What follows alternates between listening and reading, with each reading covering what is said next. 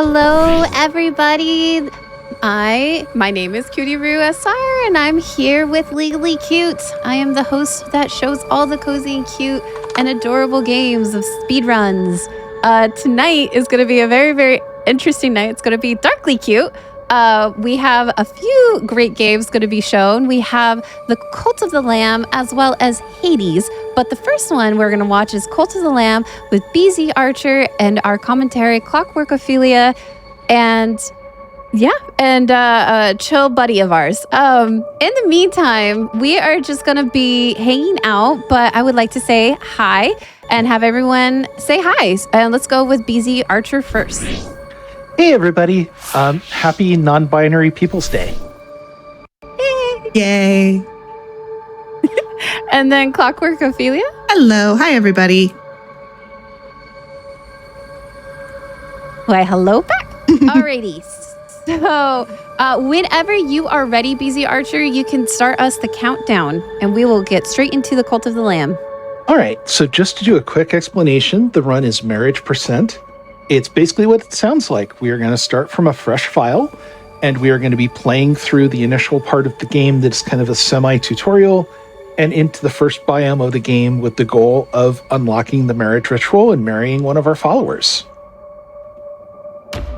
So we've got a new fresh file ready to go, and awesome. We can go ahead and get started in 5, 4, 3, 2, 1. Good luck, have fun. Yee. Good luck, have fun. Time to get cute. No, I'm not going to deny. I might have some very bad puns planned for tonight. Oh, please do. I would love that. I am so for bad times for puns. Oh, no. All right, so here's how the game starts. We are Lambert, the promised liberator, the one who will release the one who waits, at least if you believe in that kind of stuff. And we're not having a great day. Mostly because of these four guys in the back. These are known as the Bishops of the Old Faith. We have Leshy, Hecate, Calamar, and Shamura. And they used to be friends with one other person who we'll learn a little bit more about in a bit.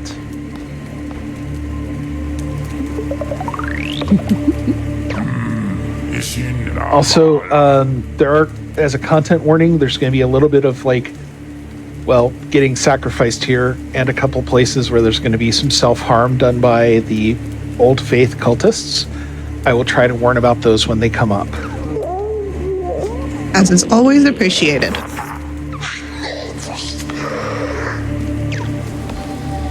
Yeah, they're trying to basically keep themselves from having to deal with this guy. Because maybe this didn't go quite to plan. This game is so fascinating to me. There's so much interesting and the lore. There's so many hints and little things that you'll miss if you're not watching. Coming back to it after a while, with the new DLC and everything, it's been so interesting to see all of the, not changes, but additions that they put in. So this part is what we call, do you want to make a cult? Yes or sure? And always, why not? Always absolutely, because hey. Best choice ever. Mm-hmm.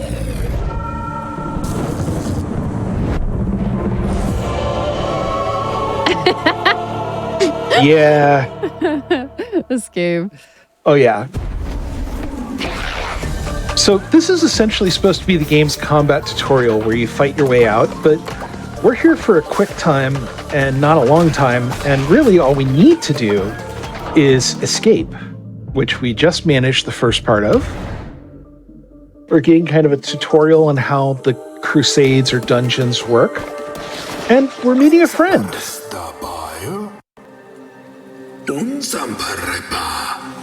Bertau's a friend, but I would really like it if you let us go faster. Yeah, he's kind of methodical. Like, it's just his gig. It's not his gig anymore, it's our gig. Well, but the teaching part is still his gig. Oh, yeah, okay. We just check out a few enemies. They're going to make us show you the inventory. This is one of the only times we're going to see the inventory, so goodbye, inventory.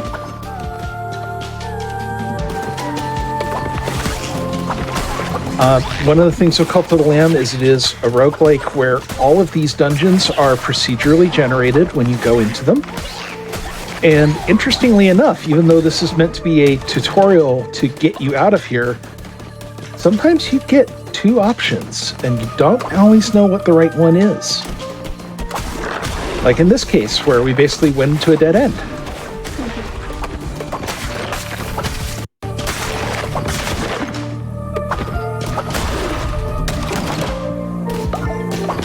I was doing a run the other day and I managed to get, I think, to like my third run in Darkwood without even seeing the dodge to avoid things. I don't know if that was good or if I was just, managing to not be near any enemies, but I'll take it. The first part of the defensive onion is always just don't get hit. Right?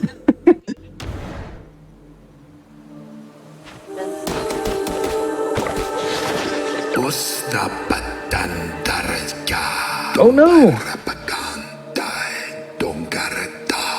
See, this is nice, right? They have no choice but to join us. That's good, right?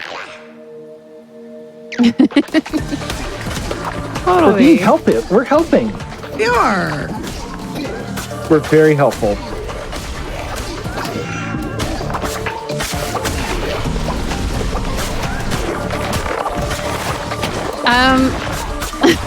I don't know if helping is that the right word. It's a type of helping.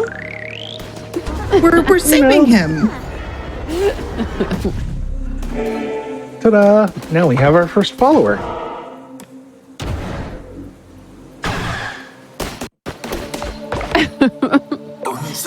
And hey, look, we've reached safety.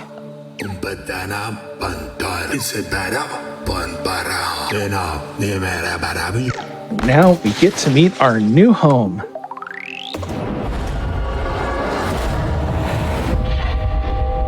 So for those who have never seen Cult of the Lamb before, we have a little surprise for you. This is not just a roguelike of all combat. We also get to play The Sims inside the game. One of the best things about this game, in my opinion. Okay, that is really cool. I haven't played the game. I've seen the game, but I haven't played the game. I didn't realize that.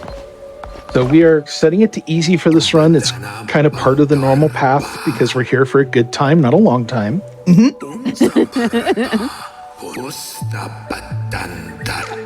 this case, we're going to induct our first follower. And I'm also going to kind of take a look at the campsite here. This isn't too bad. Yeah, not horrible. There's definitely a lot of RNG in what kind of campsite you get.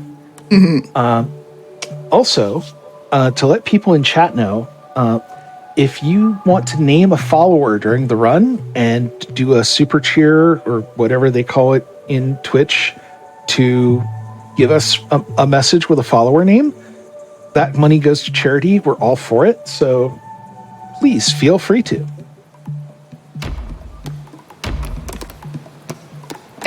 I'm curious how this whole follower is going to work out. Oh yeah, this is fun. This is one of the fun parts. You can see we've already unlocked one follower form, and I have some follower forms unlocked because I have the DLC. We also have some basic ones. So we have a deer, a pig, a dog, a kitty, and a fox. We've got a bee, an anteater, a turtle, a monkey, a narwhal, a moose, a gorilla, what I think is a mosquito, a goldfish, a possum, and a donkey. See, that's really funny because I can realize I don't read a lot of stuff because I did not see that as an anteater. I thought that was an elephant. There are elephant followers, but they actually have elephant ears. See, that is a makes form you can a lot unlock. more sense.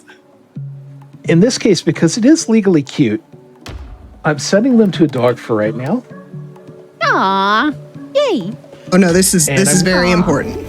I'm going to show you one of Oh. the most important things we can do in the game.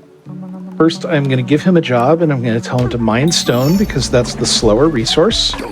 Oh, and then Raquel is going to interrupt us, because, okay, yes, we do want them to eat. He's right. But before that, actually, I don't have that ability yet. I can't interact with... I will show you guys this in a moment. We'll validate the run as soon as we can. Yes. There's a very important validation, and by validation, I mean we can pet the dog. We have to pet the dog. It's the most important part of the run, outside of kissing your partner. Yes.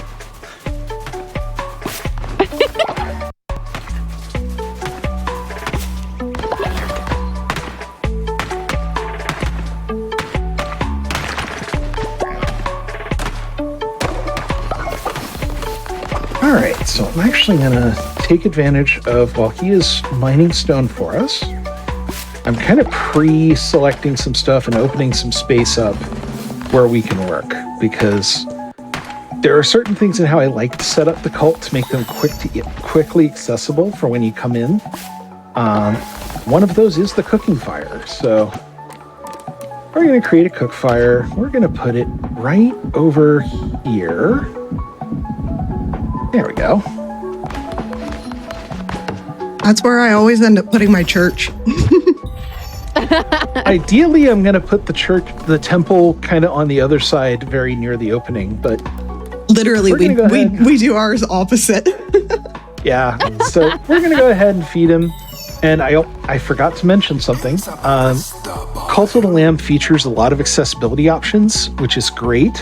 One of those is called Auto Cook, which means that for the mini game there you saw where it does little sliders, it can automatically succeed at that for you. In my case,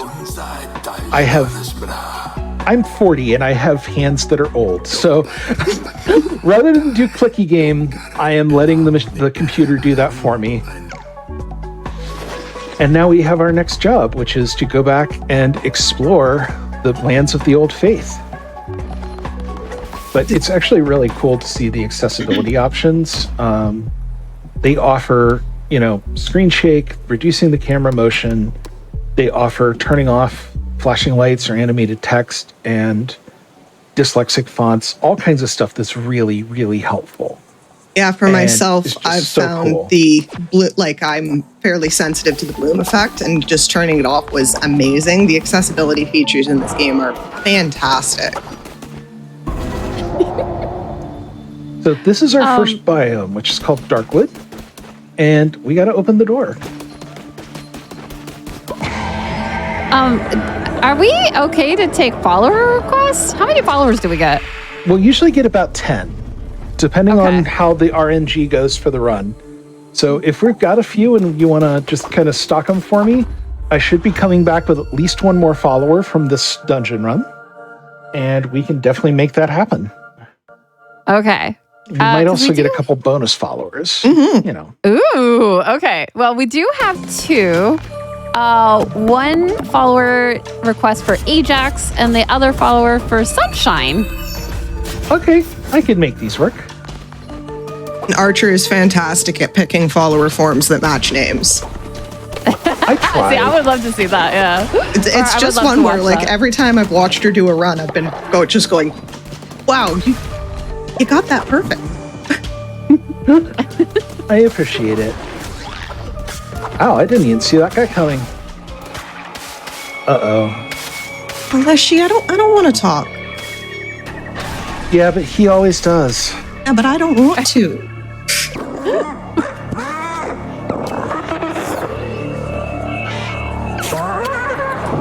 Doesn't have anything nice to say.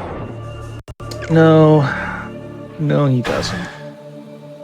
But at least he's not giving us more trouble, and we actually are going to get something out of the way here.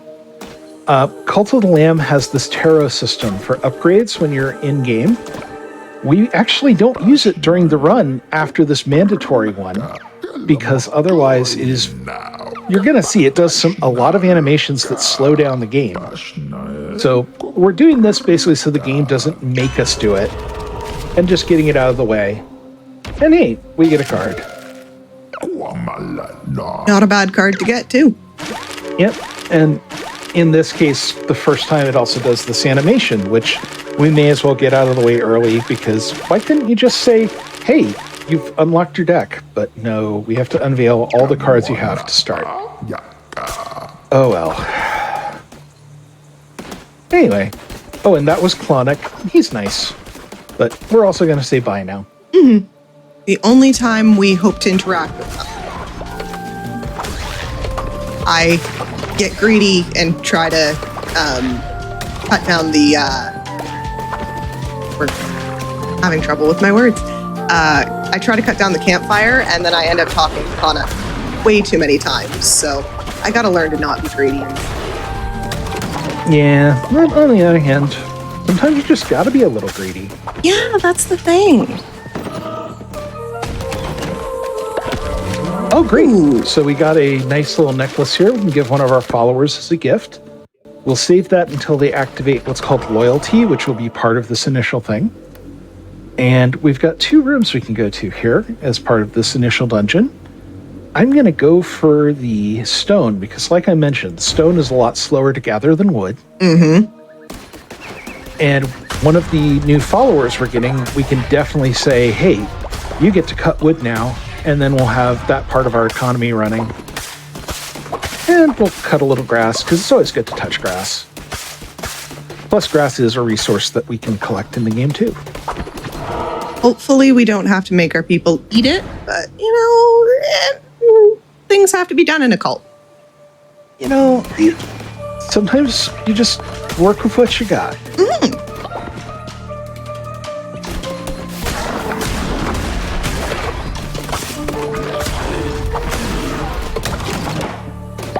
Hey, so we get some more gold. So I got another follower request. Oh my. This follower request is semi. A part of me wants to put all these requests in the marriage percent. I mean, if people want, if you wanted to do a Twitch poll for which follower should I marry, I'm not opposed to it.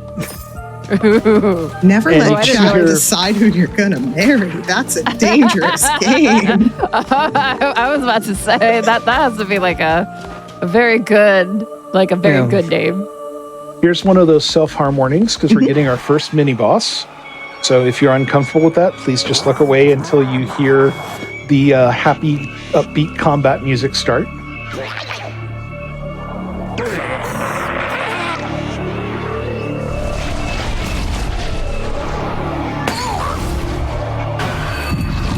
All right, there's the bell. Oh, this is okay. See, maybe I'm weird, but I find some of the follower forms after they've transformed just so adorable. I want to pat him on his little bulbous head.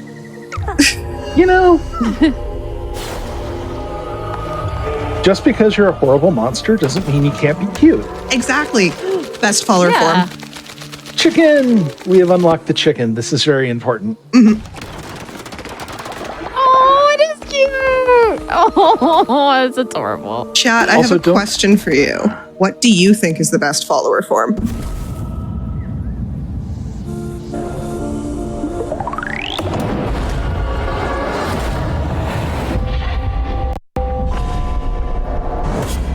The one I just saw. I know I'm not chat, but hey, that's my answer. Any opinion is a valid opinion in this one. Also, do not think too much about the fact that the birds have a beak on the side of their head and then a mouth, because that's what makes it the best follower form.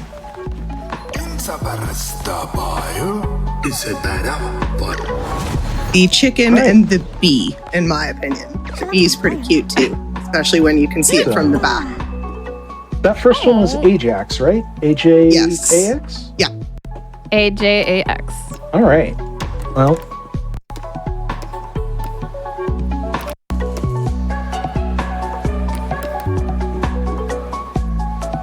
You know, cute. Ajax the rooster feels very fitting, and I think we're gonna maybe mess around a bit with the color here. Ajax the rooster feels like a very goth rooster to me, so I think we're gonna go with the black on white. I like that. And we'll go ahead and give him like a little bit of product here. So, you know, The hooked beak really drives it home. I like that one. yes. Oh, these are so cute. Some of so I've seen star, bee, rabbit, dog, frogs. The bunny is a very, very cute form too. Yes. Ooh. So we're going to go ahead and place our shrine here. This is going to be where our followers will worship and start gathering devotion to us. You see everybody kind of comes together to help that out. And then our next follower name is going to be Sunshine, right? Yes, correct. Well, Sunshine is obviously not a moose. Moose I are don't know. terrifying prehistoric megafauna. They are not named Sunshine. I would like to know a moose named Sunshine.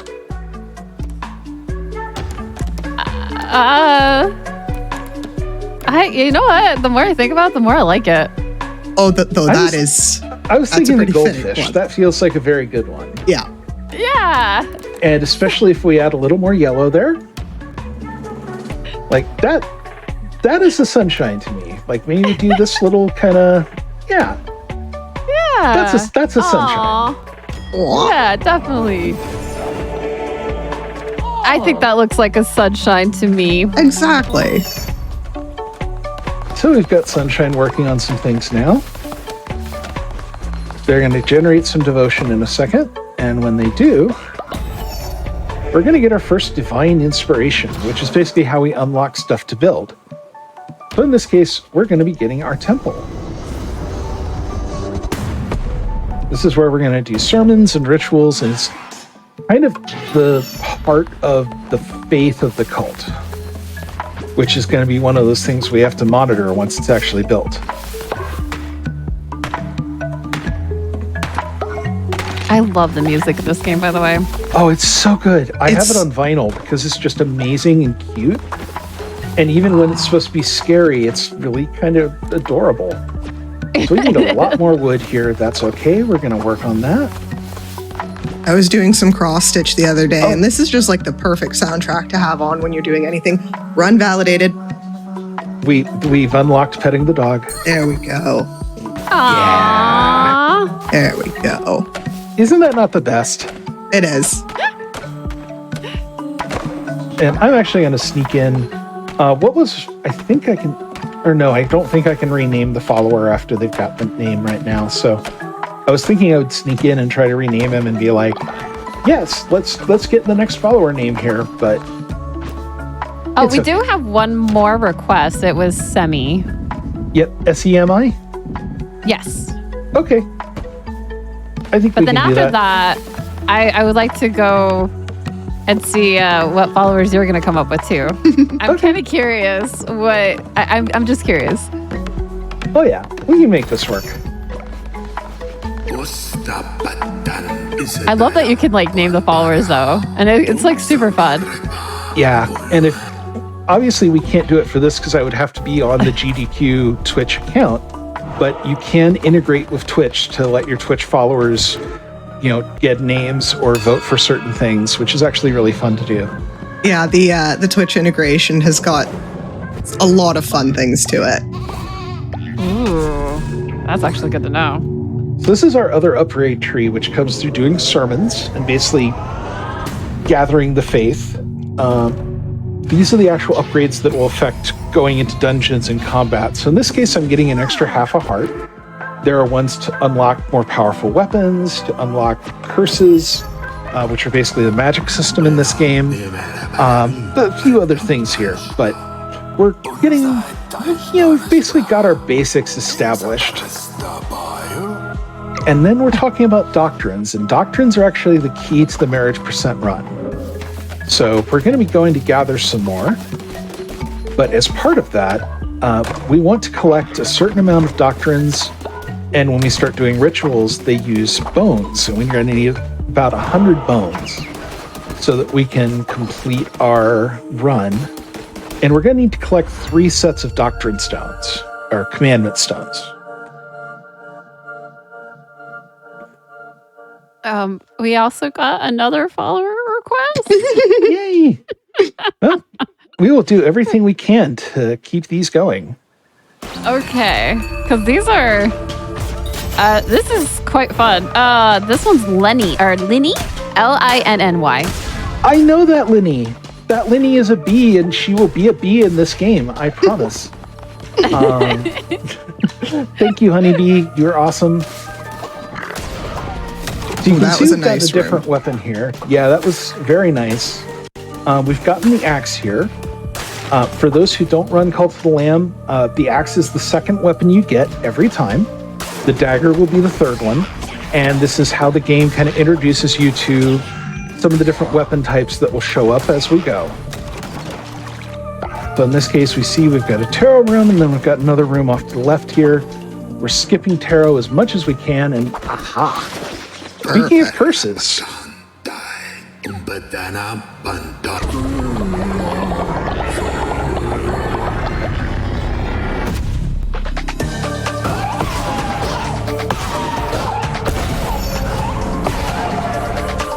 So basically, we just got the ability to have a ranged attack, which works with our curses.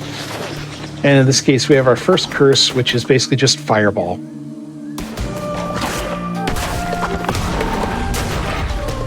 There's quite a few different curses. Ooh, very good. Fervor's Harvest. We're going to get extra fervor now. So hopefully that means we won't run out very easily. Oh. And hey, another free card. Gift. Ooh, poison lucky. damage. Poison damage is always good. So let's see. We've got a couple of paths here. In this case, we're going to take this mystery room so that we can get a new follower. And then we'll go into what will probably be the main mini dungeon. Oh, cool. So we're basically being offered, do you want an extra heart, half a heart, or a diseased heart? And the way the diseased hearts work is when you take damage, your opponents will also take damage until that heart is gone. So it's a nice little backup strat. I won't deny I have a tendency, if offered, to take the diseased heart because armor that also inflicts damage is useful. Seems like a good idea to me. As we can see, these guys are up to no good, so...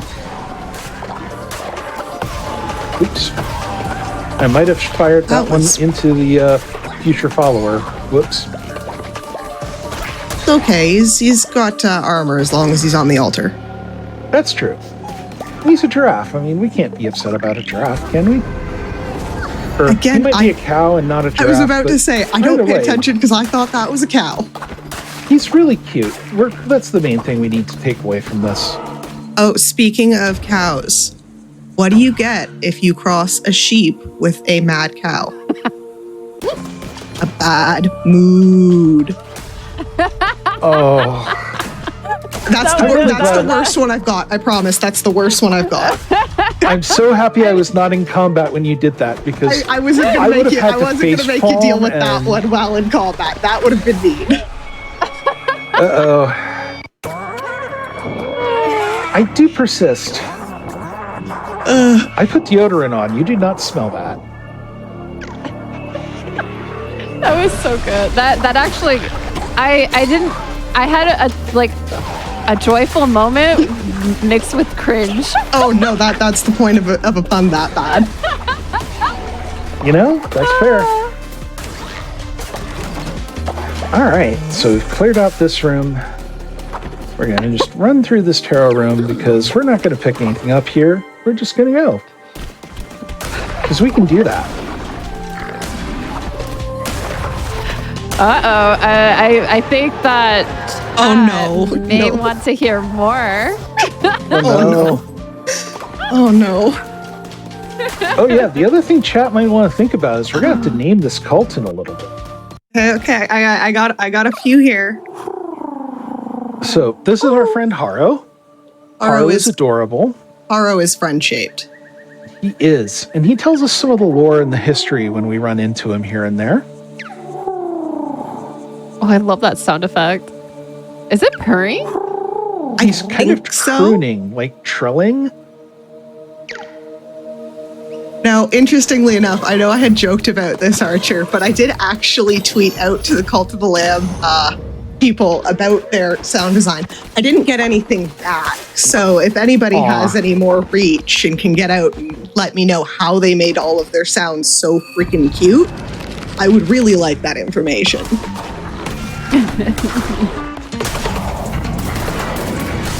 I cannot stand the axe for anything other than boss fights. It is very nice for boss fights. It is, but it is a little slow, and Clockwork and I both actually prefer speed weapons. We also both run Hades and prefer speed weapons in that. So, you know. Oh, hey, we unlocked a deer. Nice. And we got another set of commandments. So now we have one full set of commandment stones and one extra, which we'll be taking advantage of here in just a minute. And you can see we've now unlocked 2 of the 4 segments we need to open up the door to fight Leshy. So we're making some very good progress.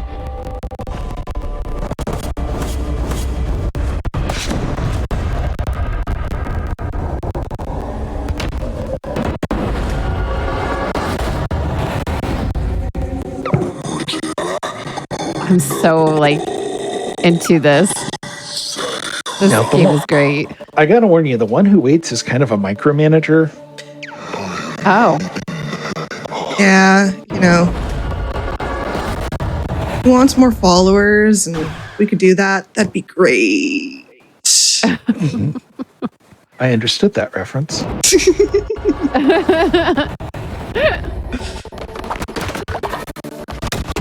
So you can see we are being told we can declare a new doctrine. We are not actually going to do that yet, because if you wake up the cult in the middle of the night, they actually lose faith, which is not what we want. So instead, I'm unlocking sleeping bags, because we probably ought to give them somewhere to sleep that isn't just on the ground, right? I mean, they're loyal cultists. Do they really need beds? I think it's a comfort thing. I guess. You catch more cultists with honey than with vinegar, you know.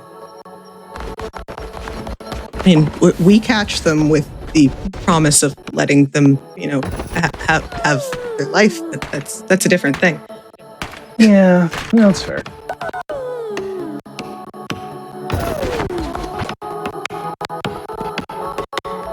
At least a few of them are waking up and realizing, oh, there's a bed here for me. So that's good. All right. So we have our semi here. And really, there's only one form I can choose, because truck, not monkey. And anyone who recognizes that, you are old.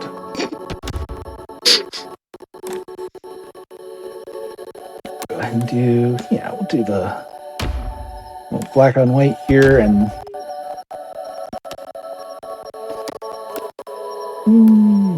I think we're going to go with the little bit loose hair and the wind.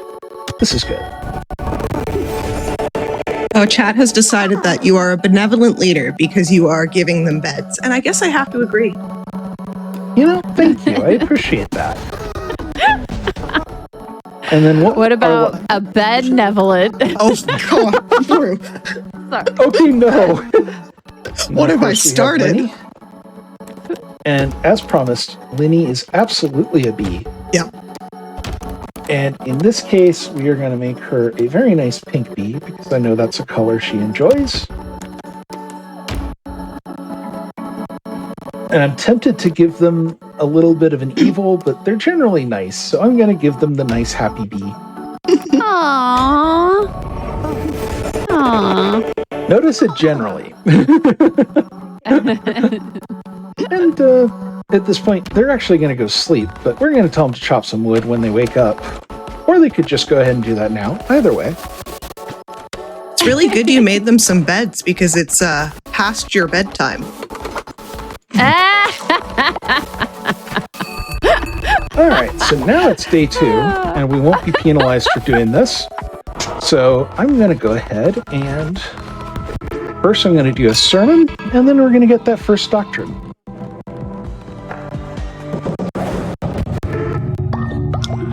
I love the back of the bee's head when you're preaching doctrines. It looks like a bullseye. It's so good.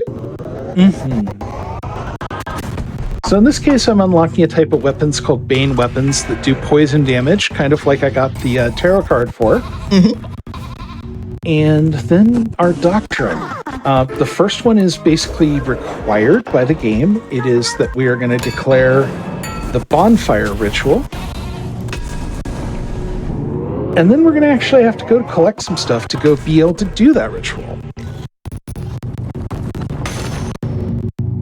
This is my biggest issue with Ratau, because he doesn't let us do certain things until he's told us about them. Like this. He's telling us about rituals and that bones are required for rituals. It would have been really nice if we could have gathered bones before this point, but it won't let us. Yeah, it's true. But this is okay. We're getting started. Everybody's getting some work done. This is looking good. Let me see if I can build any more beds. Nope, I need some more wood. All right. Before I go out, we're going to just get a couple more beds made because we do want to make sure everybody's got a place to sleep.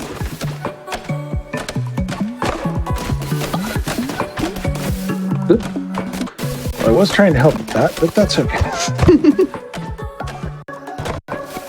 All right, so now we have enough to build 2 more beds. We're going to go ahead and take care of that real quick because it's good to think about future-proofing your cult.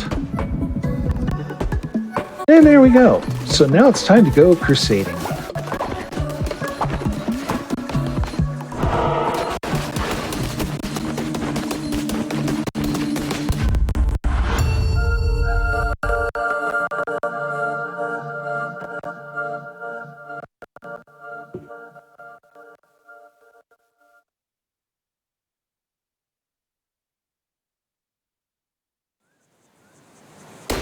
All right.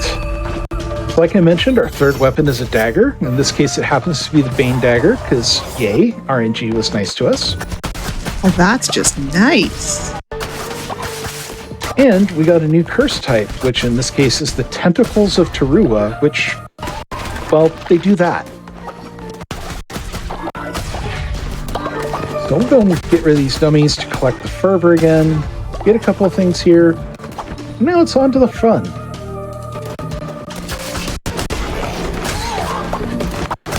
And I think we're going to get a nice head start on those bones. I was about to say, this is a very nice room to get when you are looking for bones. Oh, is that? Each one of those little duffel bag things is basically an improvised burial.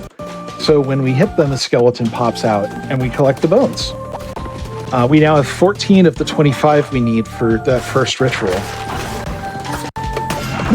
And I walked right into that, which was not so great. But, target you know, fixation. It happens. Maybe a little.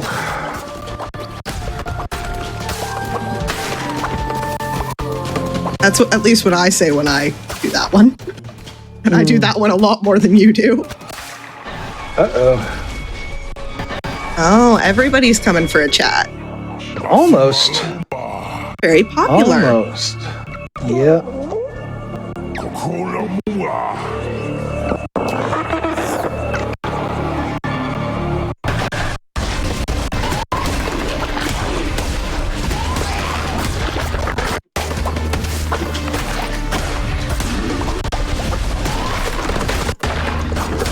Though I definitely don't mind when they send a couple waves after you when you're looking for bones, because I'll take it for grinding. Yep, that certainly does help with our grind. You can see we've already got more than we need for that first ritual.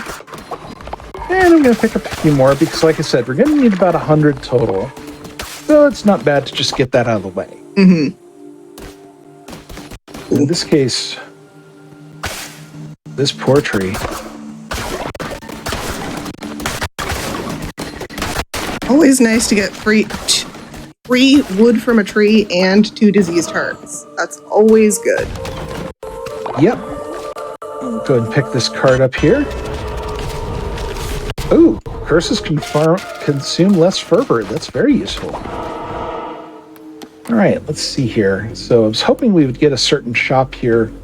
There's what we call the cat shop, which is one of the vendors that can randomly show up on these dungeon runs. And one of the things you can get from her is a free commandment stone piece. Unfortunately, that didn't happen this time, but we're going to go ahead and take this path where we can pick up an extra follower.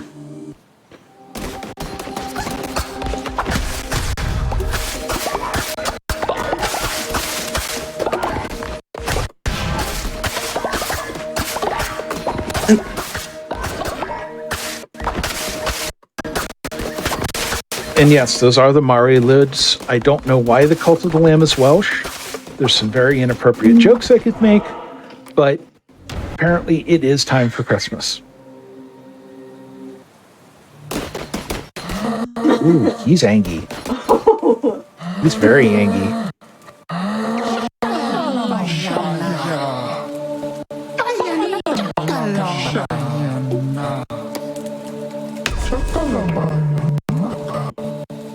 I'm sure this is fine. Nothing could go wrong with this at all. No.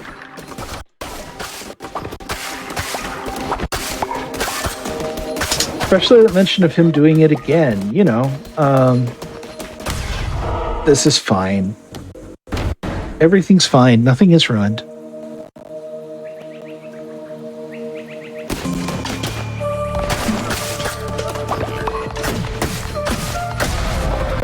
We're just going to borrow some faith from that statue. Ooh, this time we get our choice of cards, so... Admittedly, this will slow us down a little, but not too much, and it is free buffs, so I'm not going to say no to that. Yeah, you really can't say no to free buffs. Yeah, I will say yes. Mm-hmm. Yep, and we've picked up what's called a empty heart, which basically works as free armor. You don't take actual damage when those get destroyed. It basically just spares you the hit. So we're pretty happy with that. We're going to go after these piles just to see if we get any more bones. No? Okay. I feel like if you get bones from that can be really hit or miss. Yeah. This area here is actually something to mention because it has water. These flowing water runes were actually added with the most recent DLC, which is called the Relics of the Old Faith. And it really makes you have to think about how you go through them, because you can see that both the enemies and our friends were getting dragged through that. And in this case, we're actually being offered an upgrade that isn't an upgrade. But I'm going to at least say yes to it for a moment. Then I'm going to get rid of it again, and I'm going to recycle it so we get a free coin. And away we go. We'll take our third mini-boss here in just a couple minutes.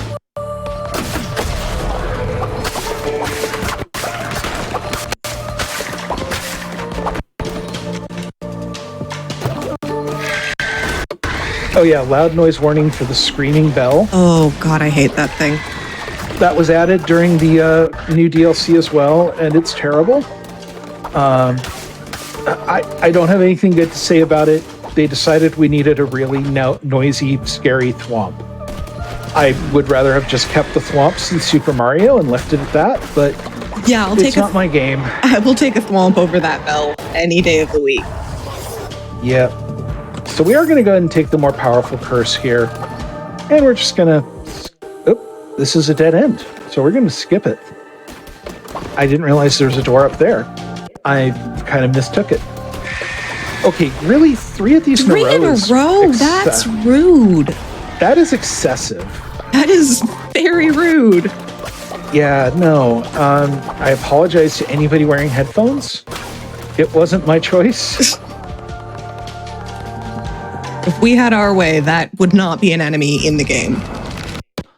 I will admit, if they offer a future accessibility thing where I can just get rid of that, yes, I absolutely will. So this is Barbatos. He's kind of spiky, and he shoots acid at you. This is less than ideal, but hey, nice shot. Thank you. We're gonna borrow him. It's fine. In this case, we're going to take the wood. We're going to get another commandment stone piece and some more gold. And we're just going to break up these guys here to grab a couple more pieces of bone. And we're going back to the cult.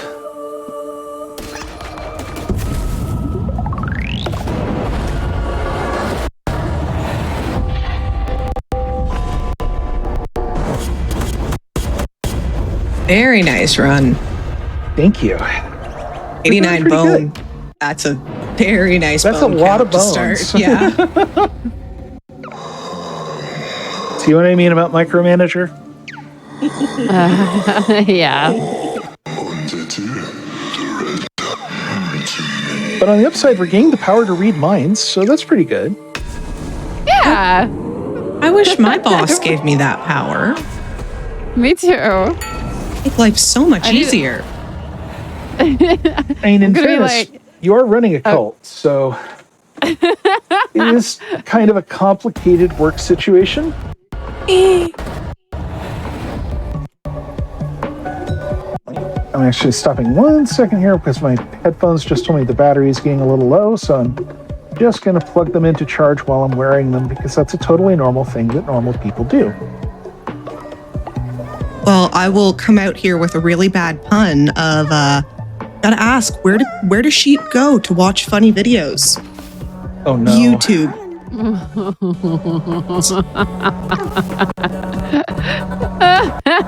Here. What do you think? We got any good suggestions for a name of the cult? Because I think I have a good one.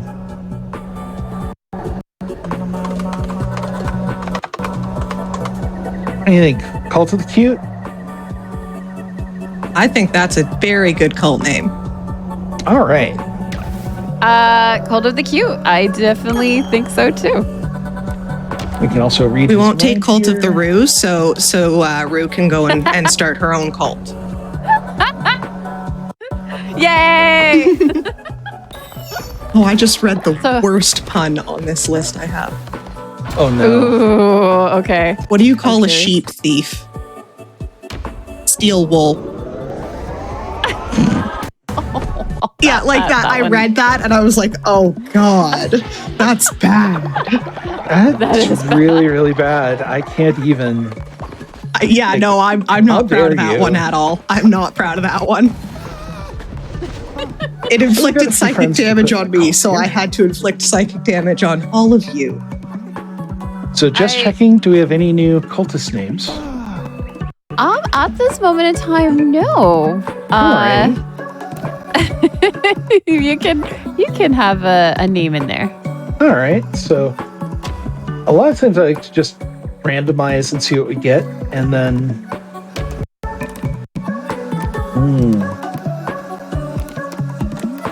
You know what? Their name Bray Bray. I think Donkey is actually very appropriate. Yeah. That is an incredibly appropriate follower form. That's actually a very nice color there. I like how that looks. Ooh. So we're going to put that in there. And, we'll give them some spots. Make it interesting. How many times have you constructed a follower and then accidentally hit randomize? Because if I had a nickel for every time. I prefer myself. Nah, I gotta plead the fifth on that one. Let's see. Barbatos. Altiri. Okay. Let's see. Altiri. Actually, yeah. Flyer makes sense for Altiri, and I think let's go with our mosquito friend here. Mm-hmm. Let's see. Oh yeah, purple. Purple is definitely their color. Yeah, I like this. I like this a lot. Let's go with that. Altiri had to be somebody that flies. I mean, that's just, you got to do that. Now we have our new followers, so we're going to go ahead and do, I believe we can do a new sermon. Yes, we're going to do that new sermon. And then we're going to do a ritual.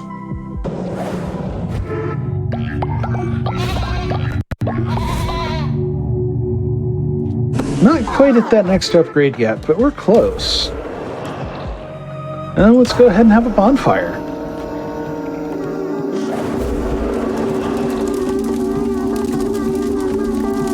Everybody's dancing. You know, maybe somebody's a ballerina. No. Nope. Get out. I think I might.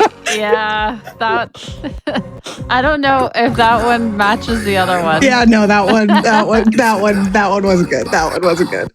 That was. No, I actually liked it. I liked the creativity behind it. It's just I don't know. There's things I want to say, but I can't say it. So basically, go ahead. So go ahead. Good. Oh no, basically, Trojan dude, who is my husband, he's the king of like dad puns and dad jokes. And let's just say there's things that I say to my husband that I shouldn't say. Well, it just alludes to my soul might have died a little. Yeah, no, I hear you. But in a good way. So I've gone ahead and given one gift out, and I'm going to go ahead and do some blessings here. This raises that loyalty that we were talking about. Oh. And basically one of our goals here is to get somebody to the full loyalty, because when that happens, among other things, they're going to give us a commandment stone. So we really want to try to get that other commandment stone out there. And we're going to talk to our puppy friend here, and we're going to give them a blessing. Unfortunately, I only had one gift to give, but we get a little bit of a boost here because petting the dog raises their loyalty, because of course it does. Should raise the loyalty more. Mm-hmm. That's how I love how you raise loyalty.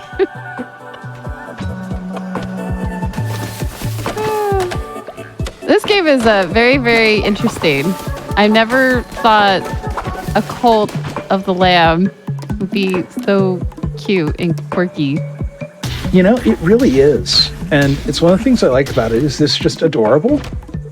Yes. We're also going to go ahead and feed people here because we could see at the top left corner that their hunger was starting to increase. So we're going to take care of that.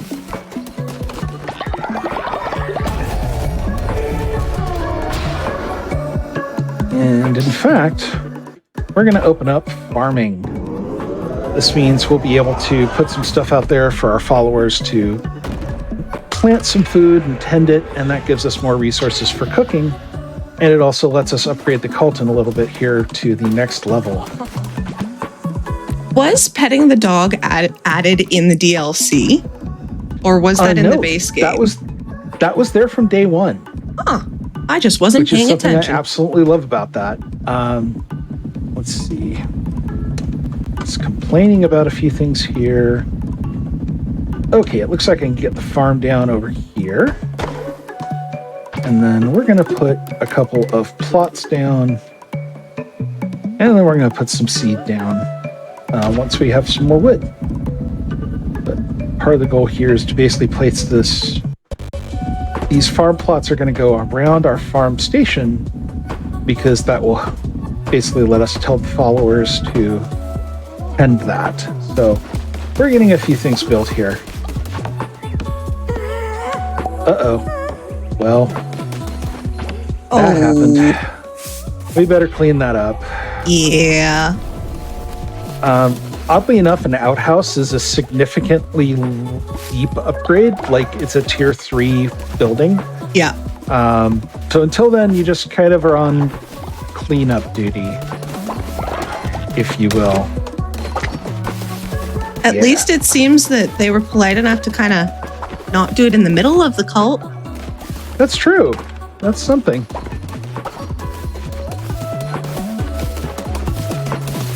One of my favorite things is the fact that you have you don't see it in the you don't see it in the. Accidentally built 2 farms.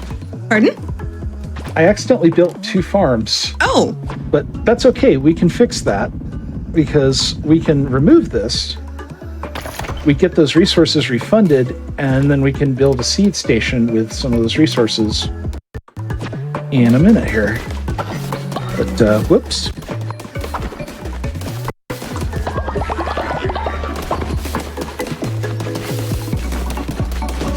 Sometimes we just kind of have an accident, you know. It's cool.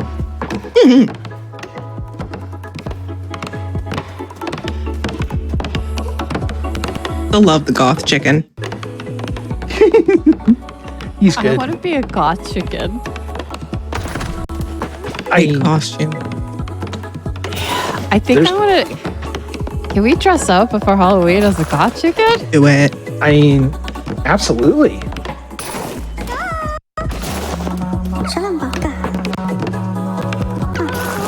All right, so we are being told how to make grass meals and also given a couple of quests here. So these are also ways to improve our follower loyalty by, well, in this case, taking care of business. Yeah, we gotta clean up after our followers. They left us a couple little gifts. Love Surprises, yeah. That's behind the church, guys. Come on, that's rude. Yeah, that's a little Kind of sacrilegious. I don't know. Are we not a good cult leader? Is behind the church so rude? Oh, it's over I guess that is there. kind of an editorial comment, isn't it? So we'll go ahead and we've got this. I think we have enough grass to... Really? I just cleaned that up. Come on. My dude. Rude. It's like they're deliberately picking behind the church, too. Yeah. All right. So it looks like we're going to need to get some more grass before we can do the grassy gruel. But I can go see our friend, the Goth Chicken, and tell Ajax, hey, I took care of that for you.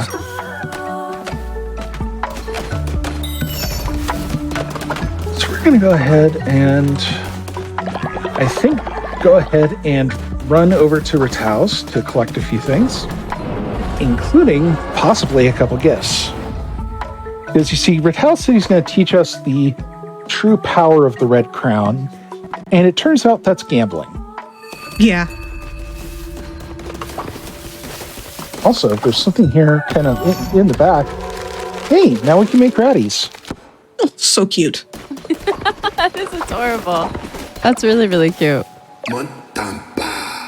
I don't remember how many follower forms there are offhand, but there's quite a few options to choose between.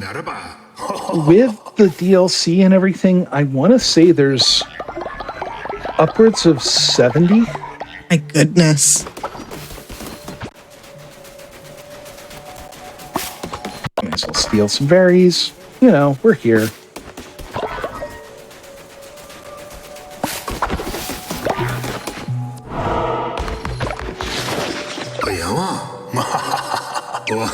Knucklebones is a surprisingly fun minigame. It is. But we also have some things we're trying to get done, so... Yeah, we're not going to stop to gamble. We'll just know that we have this fun option here. Yeah, so we're going to head back to the cult.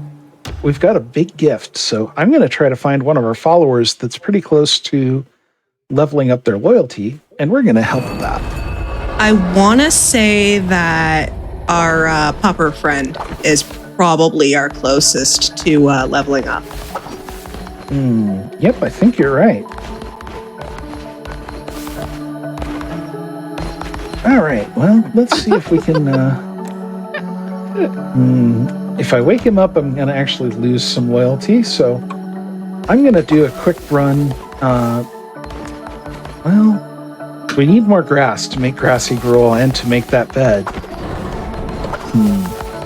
You know, maybe we're just going to do a little quick fight and then leave.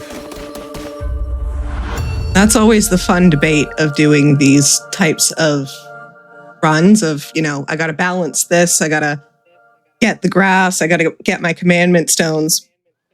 when is the best time to do the runs, right? Yep. Hello, Leshy. He-Man. Oh. I see a cat merchant. I think we did. I do believe we did. So That would be really nice.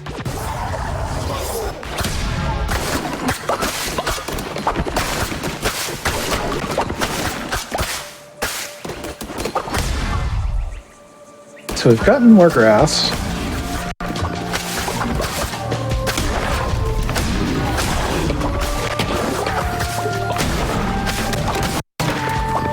We've got more bones, so we're getting more of the bones we need.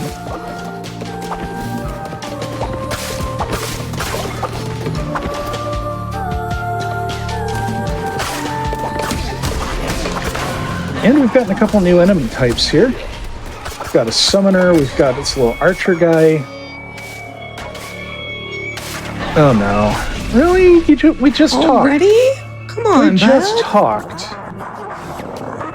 Rude.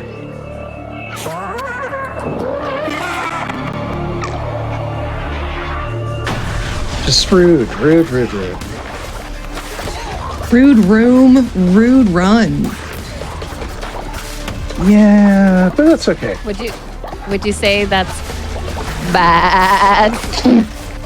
What did I You start? know, What did I start? we knew this was coming. This is on me. This is 100%. You knew this would happen. Oh, yeah. No, yeah. Fingers crossed. I might have a request for a follower, but it's coming from me. Oh, no. Okay, well, I think we can make that happen. I would like to name the follower bad. Well, normally we're all about our positivity here, but I think we can manage something. Yes. Oh, wait. Okay, positive. Okay, let me think of something positive. It starts with a B. What about... I'll come back on this. Let me think of this. I've got one if you want. I just thought of one. What is it? We could do Brad. Yeah. I like that. I like that better than what I was thinking. Also, I hope that was a good bleat. It was a very good Not bleat. normally my thing, but you know. It was a lot of fun.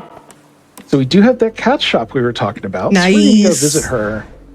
That will help us a bit. That will maybe help us get this done in the time we were hoping to. So we have a new commandment stone, which is great. We're grabbing a small gift. Ooh, We lucky. also got a half heart, but we're at full health, so that's fine. Maybe we'll be nice enough to get another gift. Nope, doesn't look like it, but that's okay. We'll go up and do some combat. When we say gifts, are we referring back to what we were talking about before? Or just new ones? Basically, these are items that you collect. They can be dropped by a vendor. They can be dropped sometimes in treasure chests. We basically stole one out of Ratao's house, but that's fine. He was expecting that, probably. It was just sitting behind the couch. He didn't need it. But they are used to raise your follower loyalty, which will, as we loyal stuff up, level followers up. They give us the commandment stones. Hate that bell so much. Right? So, loyal leveling level ups. Yes. Okay. I will remember that. Oh, good. We're about to meet my favorite Yes. NPC in this game. Oh, yes. He is a fish. I love this fish man. so much.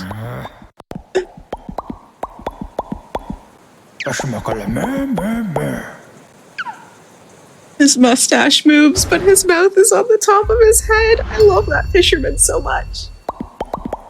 This is another one of those don't think about it too hard, but Yeah, you know, it's never it's think just a about what's thing. actually happening with the follower forms and how things play out in Cult of the Lamb.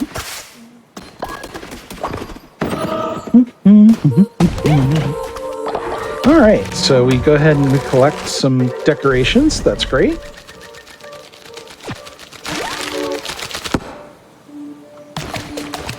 How many followers do we have left that we have open for? Right now, we're certainly going to have. Or wait, no, do we have one more? It kind of depends on the RNG from this fight and whether we collect what kind of rewards drop. Okay. Because we may need to do one more run to get the commandment stones we need, or we may be able to force it with the gifts. So possibly one more, but I'm not sure. Okay. Then There's kind of a lot of RNG dependent on this. Yeah. Yeah. Let's put a hold on that until we know. Because if it's definitely RNG, it might not happen. I mean, on the one hand, I would love to keep playing after we meet the run-win condition, but on the other hand, we are trying kind of to do this quickly, so... Yeah. Yeah, we're going to go and take the axe here since we have a boss fight coming. Great debate. And on we go. I will read this follower request, though. One of them was Brad. And the other one? I will find that out. Maybe? Question marks? I'm reading chat. I know that there was a few, but only one was mentioned. Chat is killing me with some of these puns. I'm not reading them out. I'm not going to inflict the psychic damage on you. Thank you. I am trying to stay focused. That's the thing. I won't do it while you're like mid-fight. That would be absolutely rude. Only at the cult. Good. All right, here we go. We're going to be taking on Leshy here. This is another one of those self-harm situations that I warned about. So when I start this, I would say if you need to look away, this is a good time. And then when you hear the bell ring for the fight starting, then you're good to dial back in. But here we go.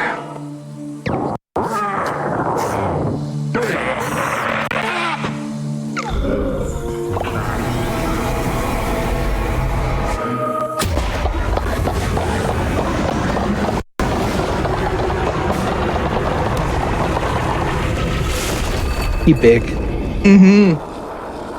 All right, safe to look at your screen again. Now it's just the typical horrible violence you expect to come from this. I don't know about anybody else, but Leshy looks like he would be soft to give a little pat to. At least to me. I think you're Very right. softly. But as long as you avoid all the pointy bits. Yeah, true.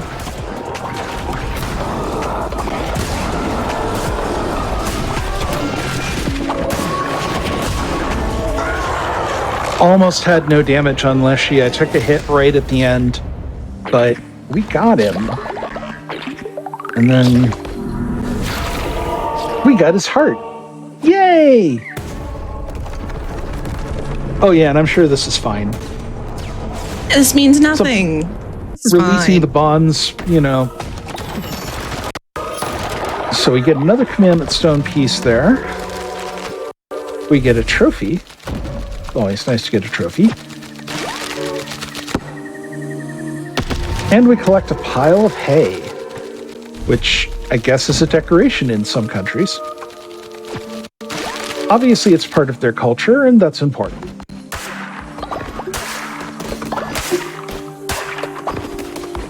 We're just going to collect some more bones here. We definitely have more than we need now, but at the other hand, why not? We've also got a fair bit of grass again, so we'll be able to finish that grassy rural quest. And that will also help us raise loyalty.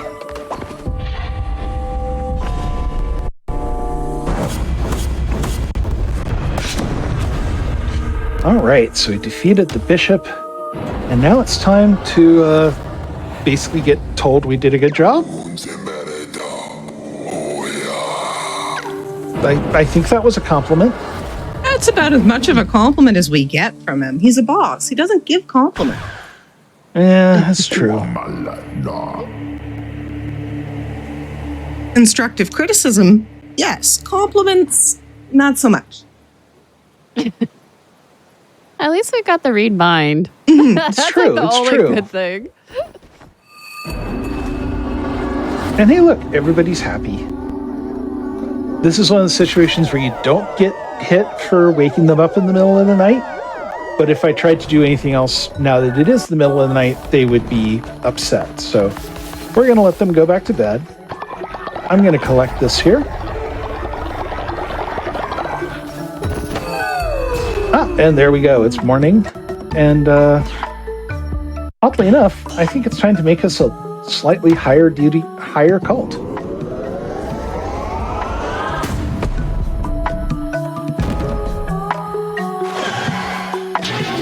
Ta-da!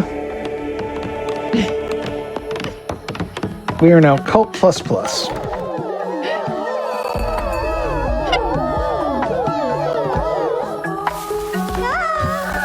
Oh, this game. I have to play this game. I'm missing It's so It cute. it's so good. And one of the things I really like about it is that it's very friendly when you're getting started.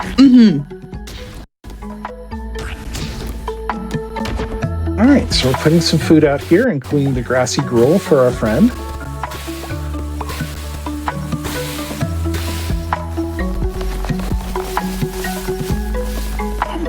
Some of the quests your followers can ask of you are very silly. There's just this entire game is absolutely adorable. Anyone who's like, I should pick it up, It's great. Oh, I'm definitely I think we're getting his Is this- upgrade. Oh, yes. There we go. So we got the loyalty upgrade. That's another piece of a commandment stone. We've got some things we need to clean up. That's totally not great, but that's okay. We're doing what we can here. Oh my gosh, you just got a bone from cleaning that up. I never noticed that before. Sometimes these things happen. Yeah. How does So that? The implications confused. there are just very funny to me. Yeah. Okay. all right, so our first doctrine we declare on our own is going to be in the Law and Order category. So we want to get to Law and Order 2. That's where the wedding is. And while I am tempted to murder followers, I think it's better if we send them on their way, peacefully. So we're taking a send follower. We're not actually going to perform this ritual, but it is good to have in the kind of back of our pocket. We're going to give our sermon. We'll go and unlock some new curses.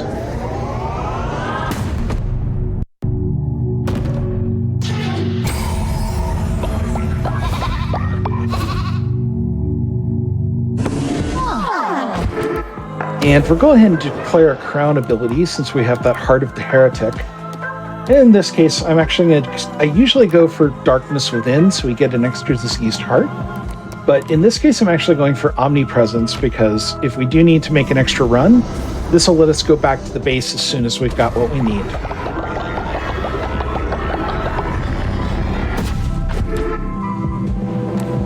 So you can see we now have this new ritual. And we're just going to say, hey, there we go. Good job, everybody. And we're going to clean up some messes because, But like I mentioned, we have some gifts we can give out. We know Linny is fairly high up on the loyalty right now, so we give them a very shiny present. And then we're going to give them a blessing, and I think that will be enough to get us where we want to go. Nice. Now, the one thing we have to wait for is you can't declare two doctrines on the same day. So we're going to need to do a little bit of work here.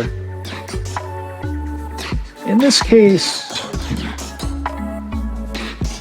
what do we do to keep everybody busy? Well, better beds is probably a good idea.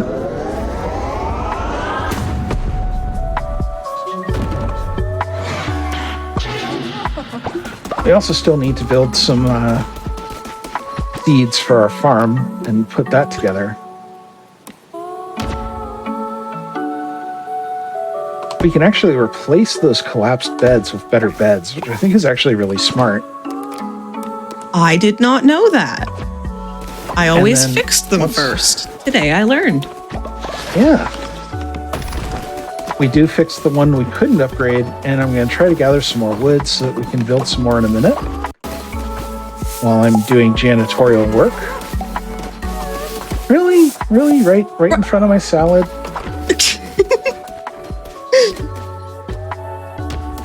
We'll go ahead and plant some crops that our followers can take care of.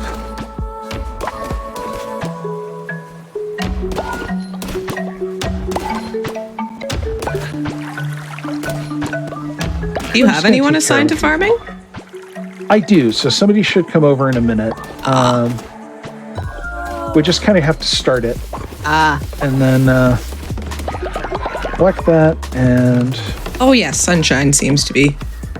Or not. Well, we'll figure it out here. Worst case, we can always reassign a follower. This is not too hard to do. I have a suspicion about where he's going, and I was right. Bye. Here, just for that, you're gonna go and farm. Thank you. All right, so I need to get a fair bit of lumber going here. Good news is this one's already mostly chopped. That's nice.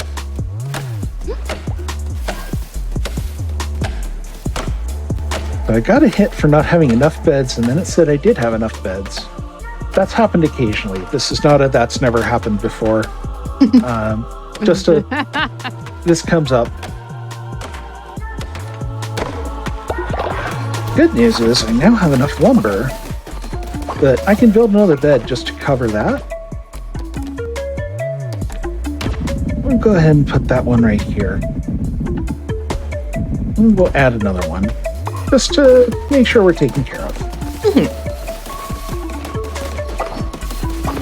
Now, there's a couple ways we can advance time here. Because we do have an option to go on another crusade. That could be one that we do. But there's also a way we can basically meditate. Oh, or we could do a quest. Well, we got asked to go rescue somebody, so...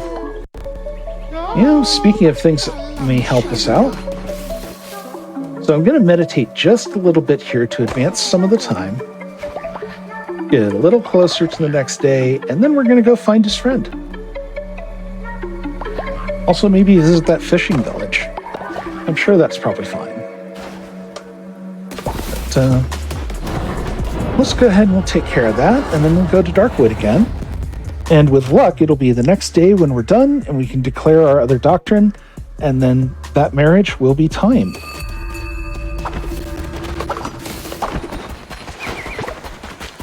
The fishing minigame in this is very chill.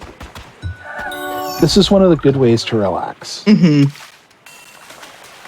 I've spent many an hour in my casual files just pulling fish out of the lake here. They do also have an auto fish accessibility thing for the same reason as the auto cook, but I actually really enjoy fishing, so... You know, I usually am not a big fan of cooking and fishing, but I've been playing Dreamlight Valley for Disney. It's actually making me enjoy it. But in Stardew Valley, I did like the fishing. The fishing in Stardew is really fun.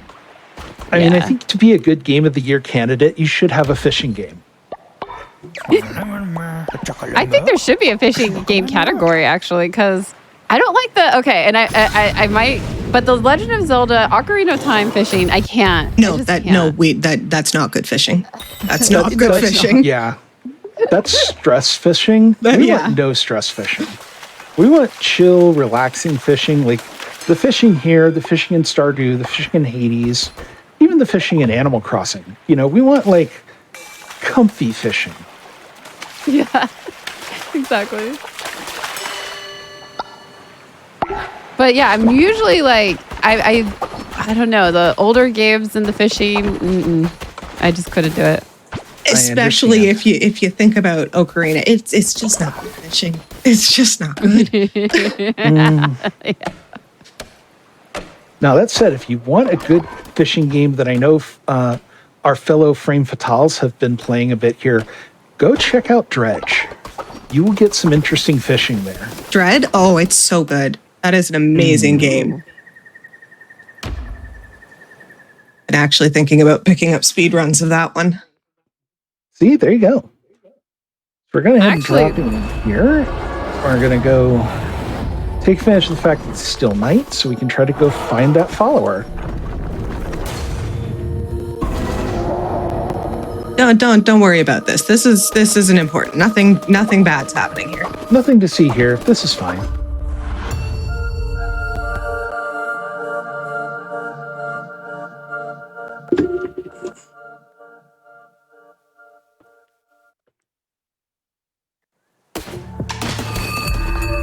And hey, it's a Haro. Friend-shaped.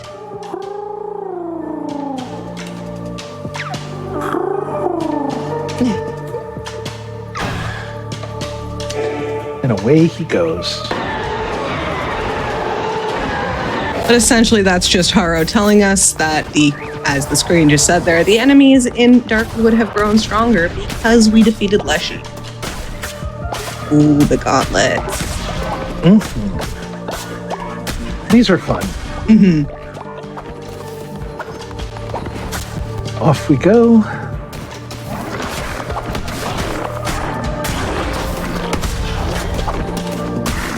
The gauntlets are another good speed weapon, and they also basically build damage as you attack. So they can be very good if you get your rhythm going.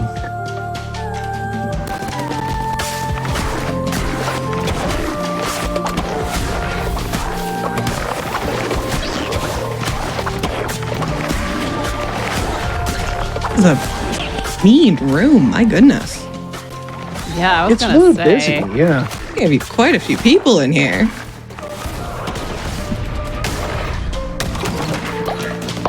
I would say that's my least favorite curse. Yeah, it's slow, and that's not always a good combination with the way you want to play. Yeah. I also just find it kind of awkward to aim. I don't like the lob of it, but again, that's just me. No, I am definitely there with you. Oop. That was a little bit of an ouch. All right, so we'll head south here.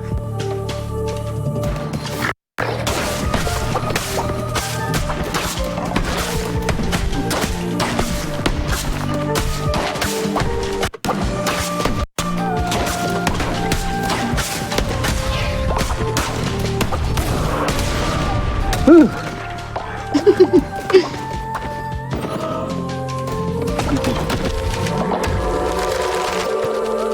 Ooh, lava. Lava flooring is always fun.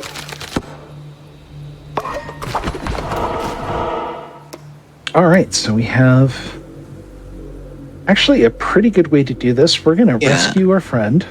We're going to grab some resources, and then we're going to quit out before doing a boss fight. There are new bosses in areas you have beaten that are called witnesses. They are kind of trouble. They're not usually too different or difficult, but it's a fight we don't need to have, so it's a fight I don't necessarily want to try to do. Yeah, I'd much rather get us to where we can just complete the run and say everybody's happy. I'm also kind of is what gathered us here today. It's true.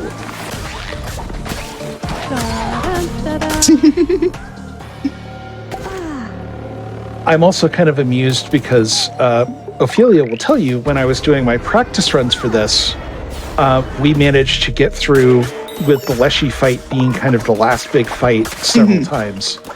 So the fact that we have had the RNG really not cooperate on this. Yeah, It's the RNG in this run has not been kind. but it's also kind of destiny. Like, this is just like, okay, yeah, we earned this. Yeah. Oh, yeah. No, you had some really nice runs during practice. So you got a new PB, so that was really nice to see. So it was really awesome, and marathon luck, right? Marathon luck. Now we do get dinged slightly because we're leaving without finishing the dungeons, but you can see it's not that much. So we're back.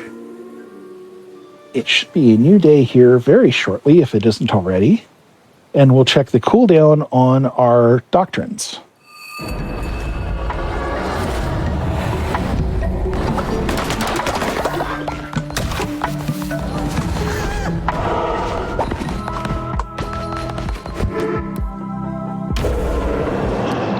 So doctrines are off of cooldown. That's good. It means we can finish the run right now.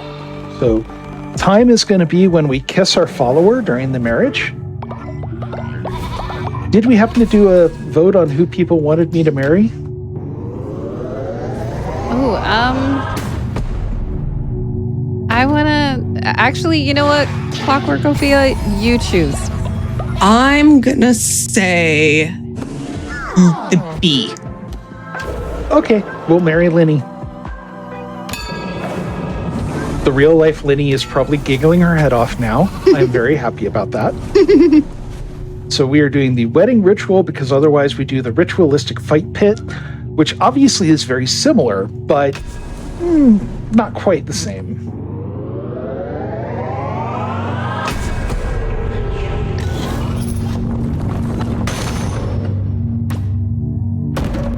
And now it is time for us to do the ritual and get married. So we're going to declare the marriage ritual. Right now it takes 75 bones. That's why we needed to get 100.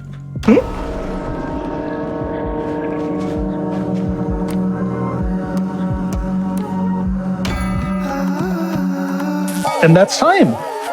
Yeah, GG. Nicely done. Thank you. Well, GG's. We got married today.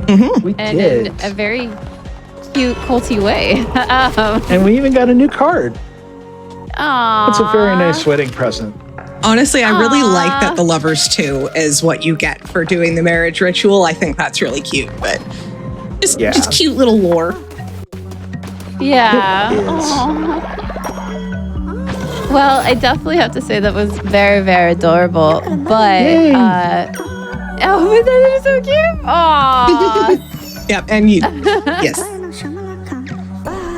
That's adorable. But I definitely have to say this was definitely on my radar, and I'm so glad it was showcased. I definitely appreciate you showing me the Cult of the Lamb marriage percent. Oh, very much my pleasure.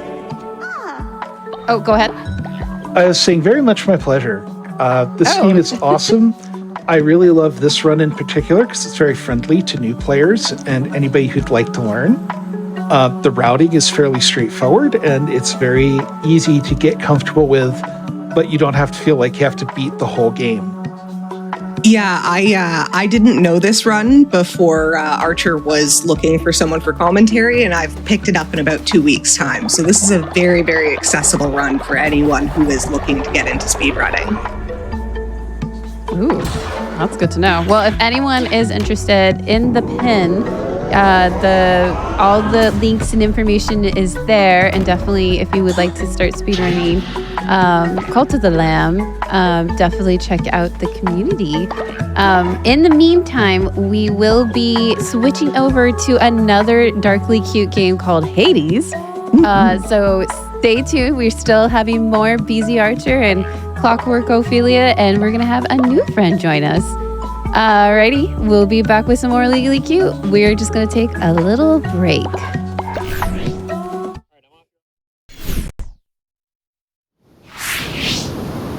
Hello, everybody. This is Rue. I'm Cutie Rue SR with Legally Cute. I am the host.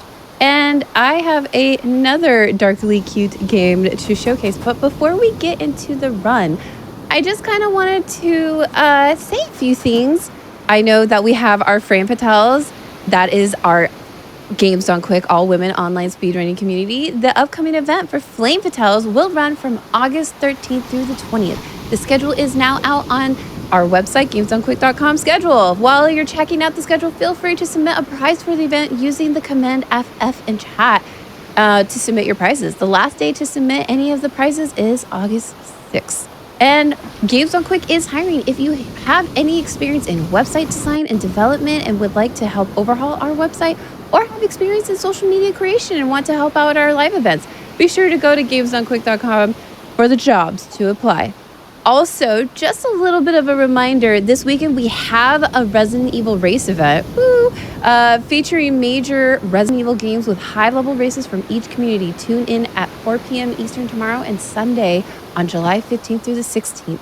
Alrighty, we have more BZ Archer running Hades, and now we have Clockwork Ophelia, but also we have a new friend, Mad Brutal. Whenever you all ready, let's go with BZ Archer first for anyone new that's coming in. Hello, everybody. And then we'll go with Clockwork Ophelia. Hi there.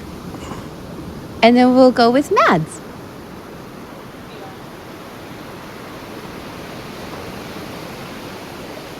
Yay! I'm excited for Hades. I'm definitely excited for the commentary as well. Whenever you are ready, BZ Archer, let us know and you can count us down. Well, what I'm going to explain here real quick is that we are going to do this to validate this run for the leaderboard. One of the things the Hades community decided on is that to make it a legal run, you got to die. So we're going to set up the run here, and this is now a valid run, which is great.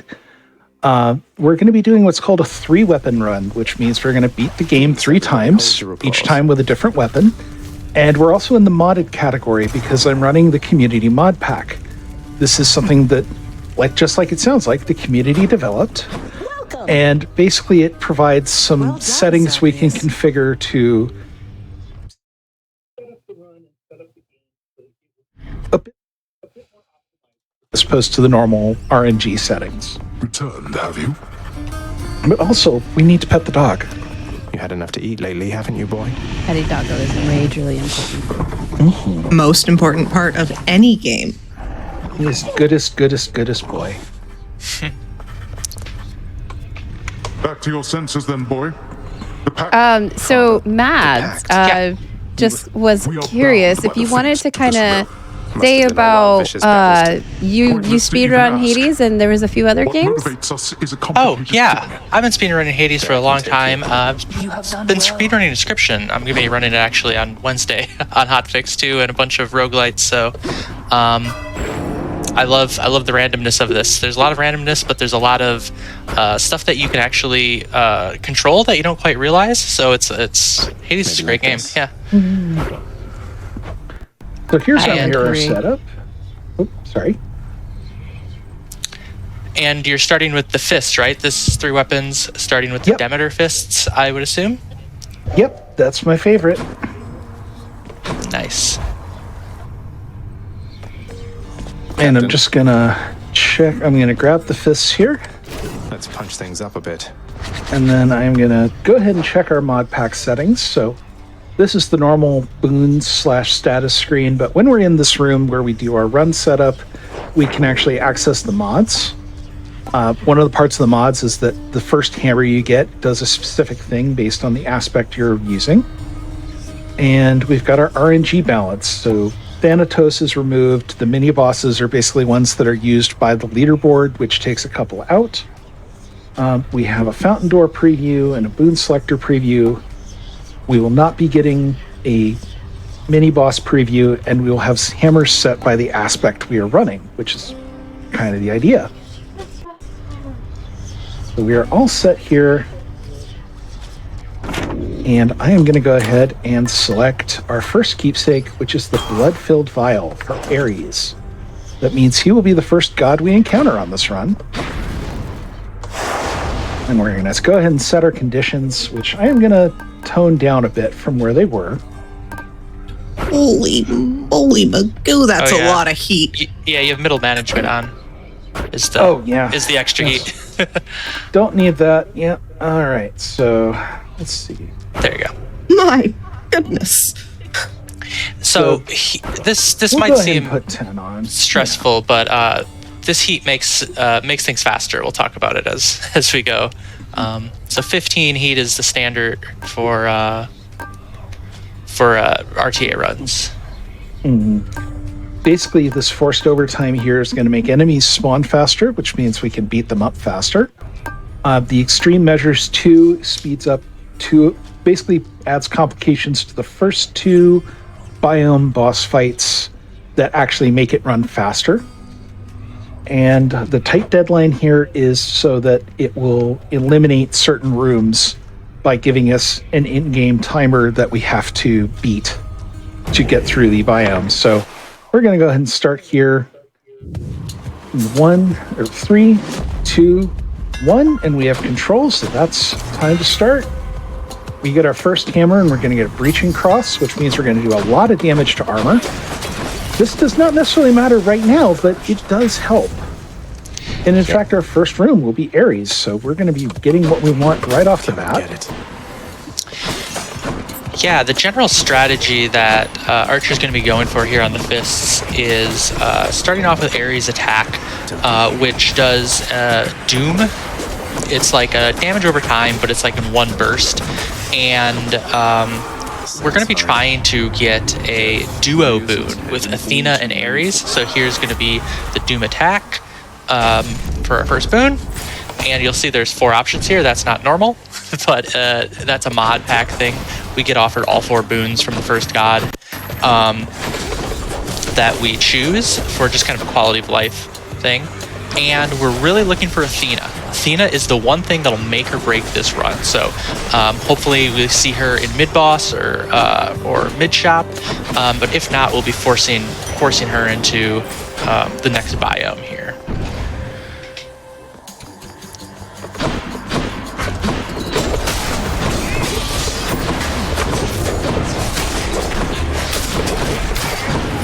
Nice. Yeah, and that breaching cross hammer, it's really good. It does 900% damage to armor, which is great for obviously stripping that armor away. But really, the fists don't have that many great hammers, so it's like it's kind of a situational hammer, even if it is kind of the best one. I also just used what we can kind of call the party trick for the Demeter fists in particular. That's the Giga Cutter. Basically, when I have done 12 hits in a row, I can unleash a much more powerful special than I normally would be able to. And in this case, it actually has a little bit of AoE, which is why I was able to take down 2 enemies at once. Colorful. Yeah, the fist, there's not a lot of difference in all of the fist aspects. Demeter is the best among them, just because you have that huge burst of damage every 10 hits, 12 hits, I forget. Here's the feed. 12 hits. Extra I don't- blessing. Palm would be Trust really the good to random put in god. here. There you go. So, one of our main ways to scale damage is going to be putting palms in our attack. And unfortunately, Archer started with a common attack, which isn't great, but you can't control it too much. Ares attack scales up really well with rarity. So oftentimes, if this were a not kind of marathon type setting, we would probably be resetting for rarity on our attack. Actually, Potentially, yeah. Ow. Alright.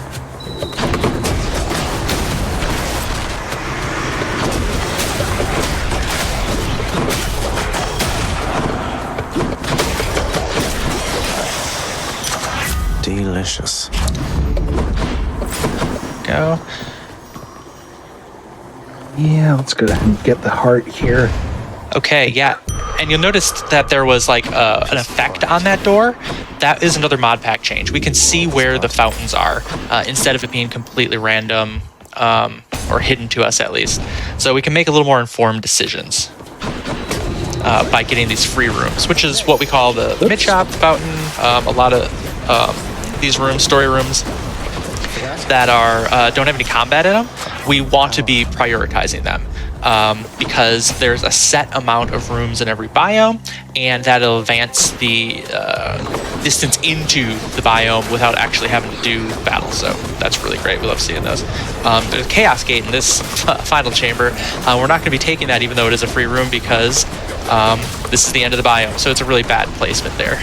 Unlucky chaos. Good. That seems to be the theme of the run tonight, is kind of unlucky, but, you know, We're really that's what hoping. it is. Ooh, but there's a light of Ixie in there, so that'll spawn a chaos. Didn't take it? Did you take it? I decided not to take it, no. Don't Oh, spend okay. it all in one place, mate. All right, I'm going to save the 200 for Tartarus, or not Tartarus, sorry, for Asphodel, so Yeah, you don't want that. grumble, Zeus. grumble, grumble.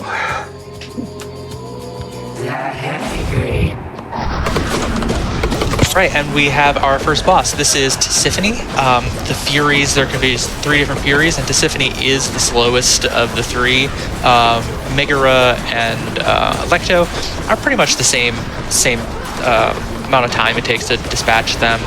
Tisiphone has more health, though, and also when we get the damage put on her, you'll see there's like this kind of long transition between phases of the fight. But it's not that big of a deal. There's some things that we remove from our modded, with our mod pack, as far as bosses and mini bosses and stuff, that when there's like a huge swing in time, but we've kind of decided that this isn't that big a deal. I We just actually live do with believe the Tisiphone. the 1.4 mod pack that's being beta tested, I think may finally take her out, but Oh, really? I don't think that's live yet. So that could have gone better, could have gone worse, but hey, we got through her. There we go, and we're going to be on to Asphodel, and I would assume putting the Athena's keepsake, whatever it's called, the something owl. I don't remember what her. It's the bronze owl. Yeah. And yeah, we kind of want that. Yeah, we're looking. This is a merciful end build. Fists are Go with that kind of a one. classic merciful end weapon, and when we eventually get that, hopefully put together, we'll explain what that is.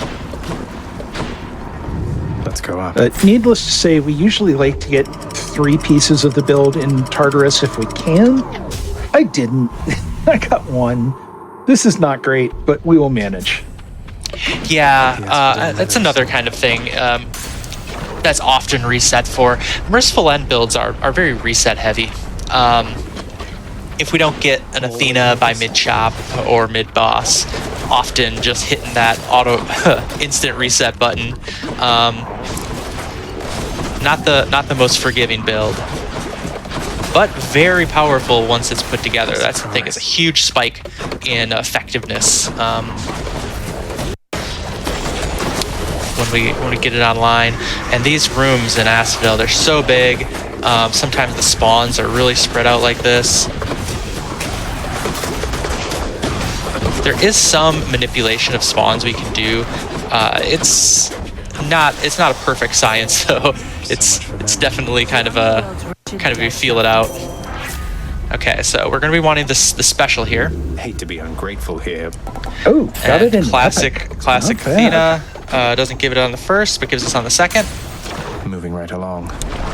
Wait, you can pick something other than Divine Dash when it comes up? You know, occasionally. That's the thing. We're going to be wanting Divine Dash, actually, on this build, but another reason Merciful Ends is so finicky is we need to get the boons in the correct order. Divine Dash isn't a prereq for Merciful End, the duo boon that we want, so we need to first get the special, then get Merciful End, and then get Divine Dash later. A lot of stuff has to kind of line up for Merciful End to be as powerful as it could. Okay, we want Hyper Sprint or plus dashes on the Hermes here. Something else. There we go. I am taking so many notes. I am learning so much. Learning is good. Learning is great. That's why I love doing this. This is one of the rare cases where I'm taking coin instead of a palm. It's because we haven't seen mid-shop yet. And if we do have mid-shop come up, it increases our chances of being able to buy a boon as opposed to fight for it. And I want to make sure I have the coin to do that. And, we'll kind of see what happens from there. One of the things to keep in mind is right now we have 3 gods in our what we call the boon pool: Zeus, Ares, and Athena. Once you get 4 gods, you stop getting offered new gods.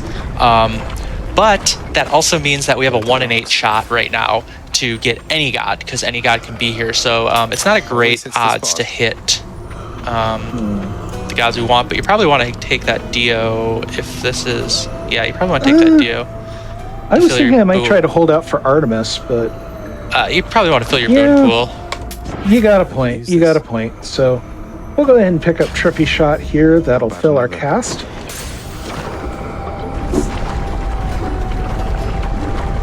Yeah. So now we've basically doubled our odds to see the two gods we want, Ares and Athena, because we filled our god pool. We have 4 of them. So we're hoping that the end shop will have one of those 2 gods that we can purchase.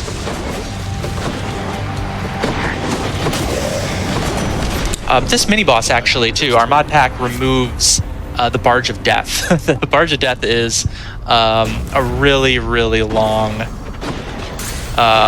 mid boss. So there's cutscenes and there's all sorts of stuff associated with it. So we just kind of get rid of it. We either get the power couple or we get the witch's circle.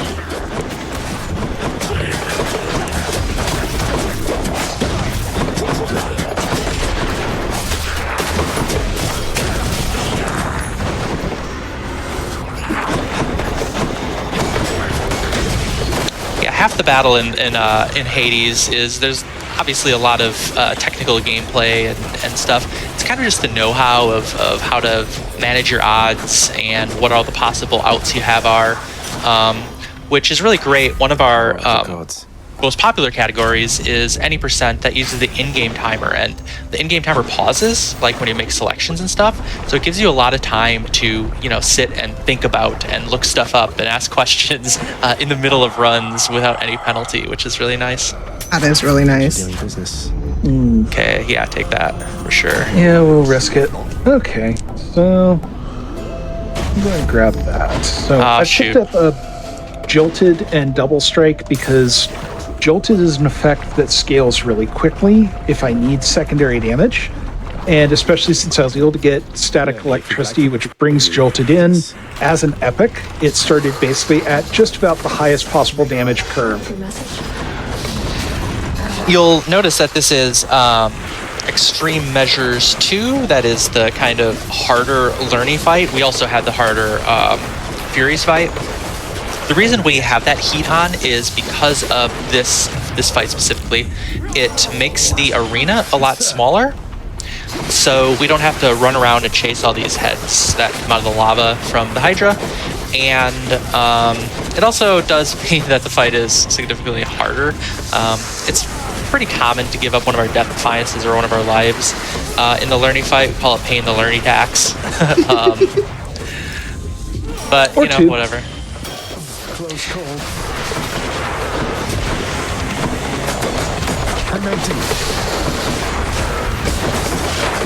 Oh, no, you don't. No, we're not doing that.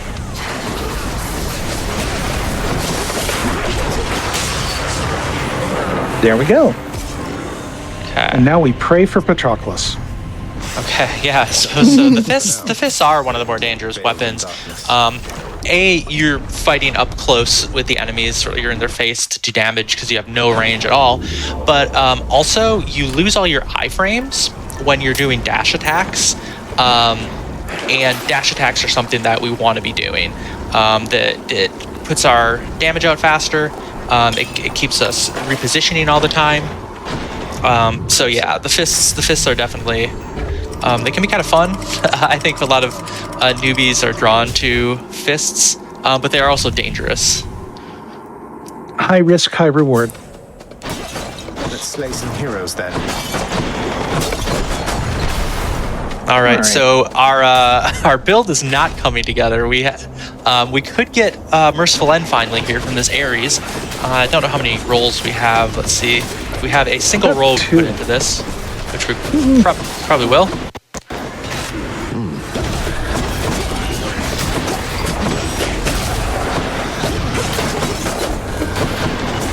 For anyone interested in the speed run for the Hades and wants to know the difference between modded or just in general, just to get more involved with the speed running, where would be the best place to go?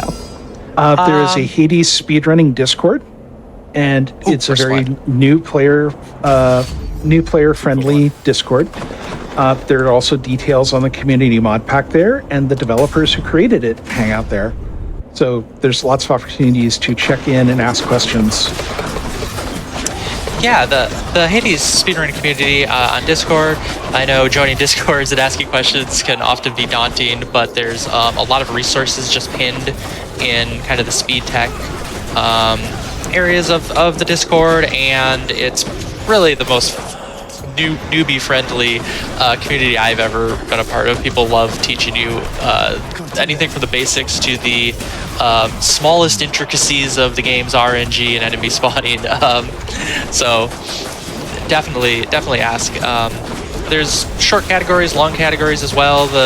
And any heat run will can be about 10 minutes to something that's a little longer, like all weps, which will put you closer to an hour or sometimes even over. So yeah, lots to do. Also, way back where we got Merciful End, so I'll comment on what that is. It's the duo boon we were looking for.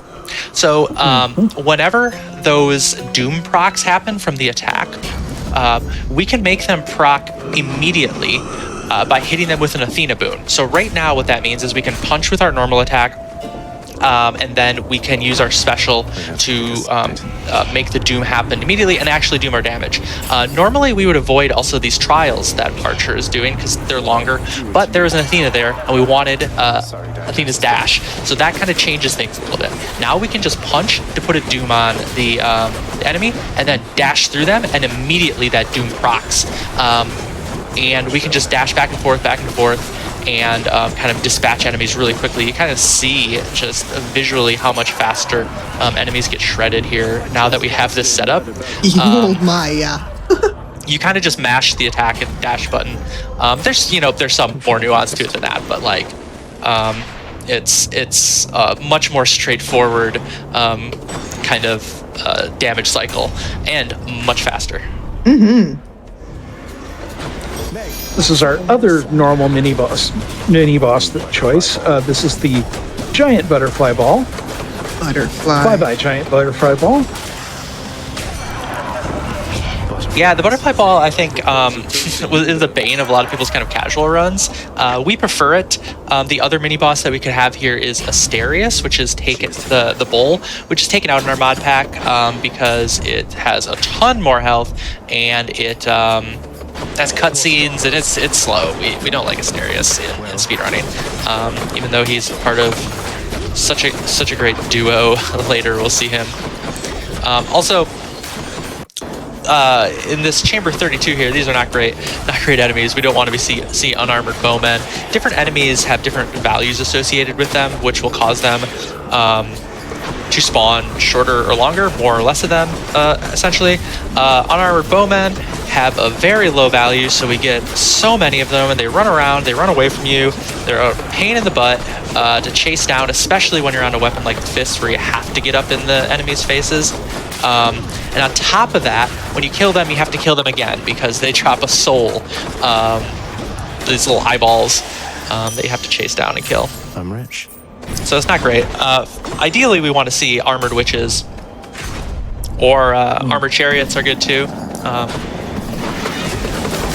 Armored mini chariots are not good, and oh no.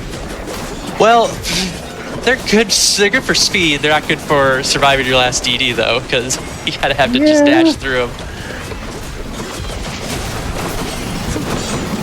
I always wondered if there was any sort of trick to. I call these cat carts because they meow. Yeah. The little kitties. The little kitties. Yeah. And no, it's very validating to realize that it's just dash through it and hope. Smash your face into them and they'll die.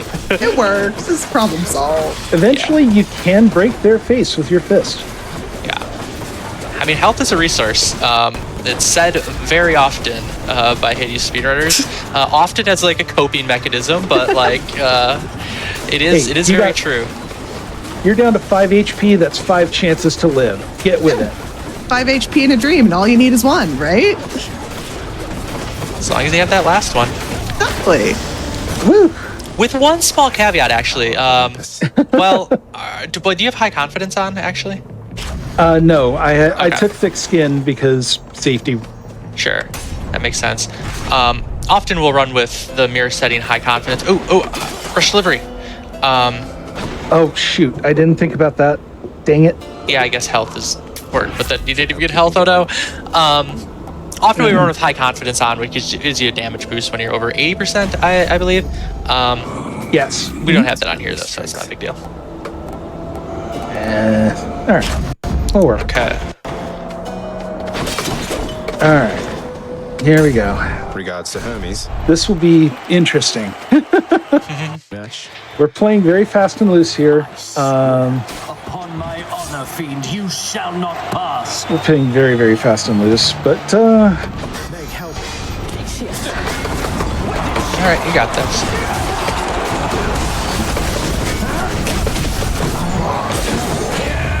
Gods on biggest thing is just a. Oh no!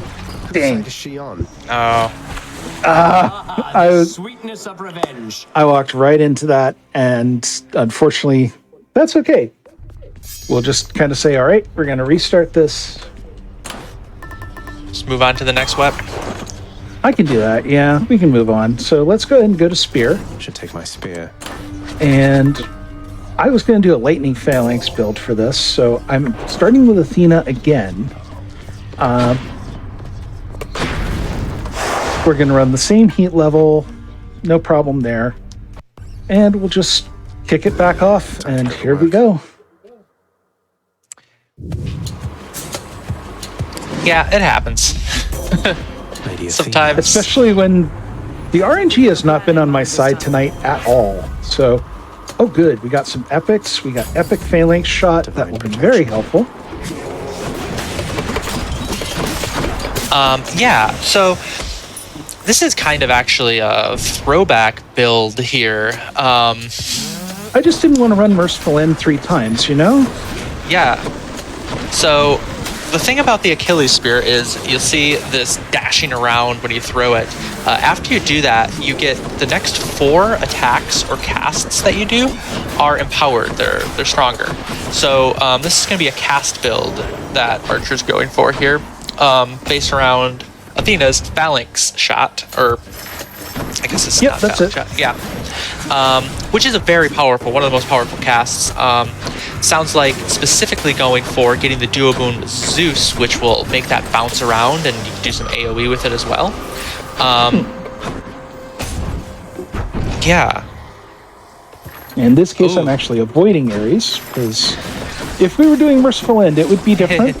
I theoretically could set that Yeah, I up was if I'd gonna done it a say little differently. you could have pivoted to Merciful End there, but I don't think it's actually that good of an idea to do that here. No, I don't think so. It's not bad, but also part of the point of doing this is to show people different things, and doing the same thing 3 times defeats the purpose. Yeah, for sure. Yeah, this is honestly Zeus build or Zeus cast, Athena cast. Were kind of meta for quite a while until we really figured out the power of flurry. What can't I think it's called? Flurry jab, the hammer, Yeah. which we'll talk about when we get it. But they're still really strong builds to do cast builds on Achilles, or just supplement your other kind of damage with casts. Achilles spear. Oh, here's flurry jab. We'll talk about in a second. Achilles spear is one of, I would call, the meta weapons that we have. Along with maybe Eris Rail, Hestia Rail, Beowulf Shield, and the Hera Bow, some of the faster ones. And you'll notice now that she's zipping around the room, the attack's coming out like a ton faster. Just absolutely mashing attack, and you do a whole bunch of flurry rush here. That's flurry jab. That's the hammer that we got. It's far and away the best hammer for the spears. Really makes it a lot more powerful. One less giant evil crystal then. How about a different set of choices? I was kind of hoping to pick up Dash, but I don't want to burn all my rerolls, so Blinding I'll go Flash ahead is with good. Yeah, I think I went with Bronze Skin, but Blinding Flash is also good. Damage reduction doesn't hurt at any time, and I am trying to make this a little bit less of a glass cannon compared to Merciful End. Yeah, and the honestly, fists, this but is yeah. honestly, if the fists are the most dangerous, the spear is the second most dangerous. Anything where you're doing some, or maybe the kind of the sword. Anywhere where you're having to do dash attacks up close. When you dash, you normally get iframes, right? You're invincible for a short period of time. But if you press that attack button, you lose those iframes. So positioning is really important, so that you are dashing around and doing damage with your dash attacks, but you're not just face tanking a whole bunch of damage. So it's a delicate dance.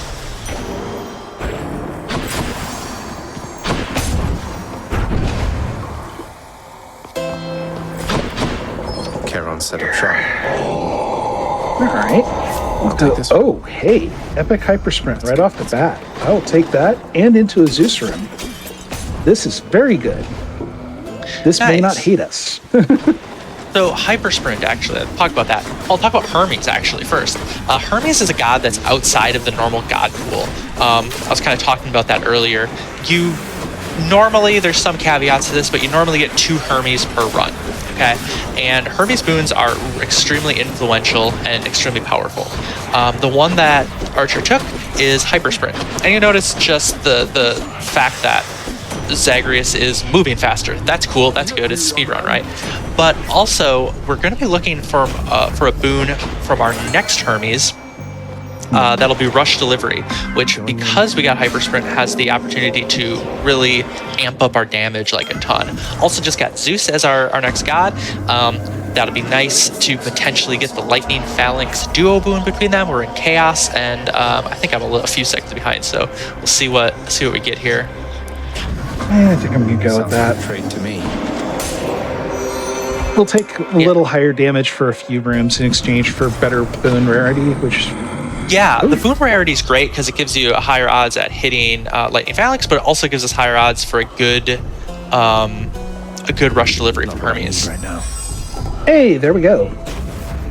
Nice.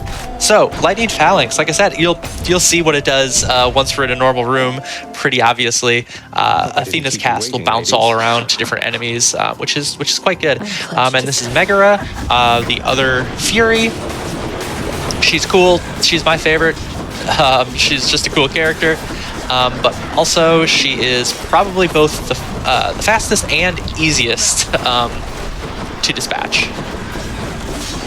As a casual, I love Tisiphone, but that's just because I love hearing, murder. Murder. And teaching her first other word. But Zagreus, murder. murder. Yeah, she's cool. But yeah, We for love her. speedrun, I can see how Meg would be the much better and faster option.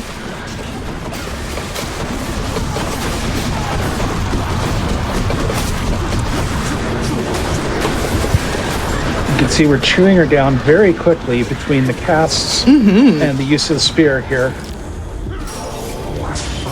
Since I'm taking a little extra damage, that was not unexpected. And there we go. Nice. Nice seeing you.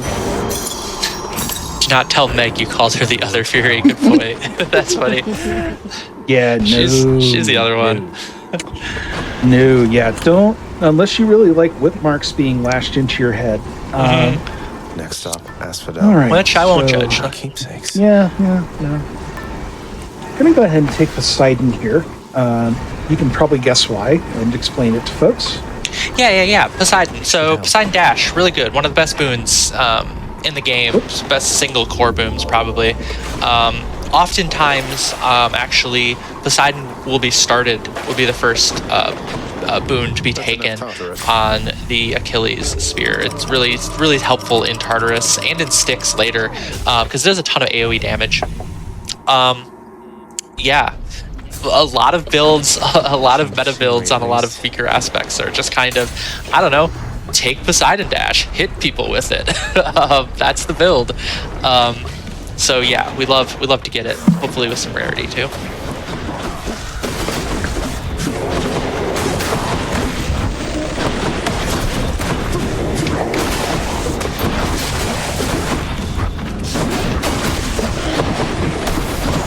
Easy.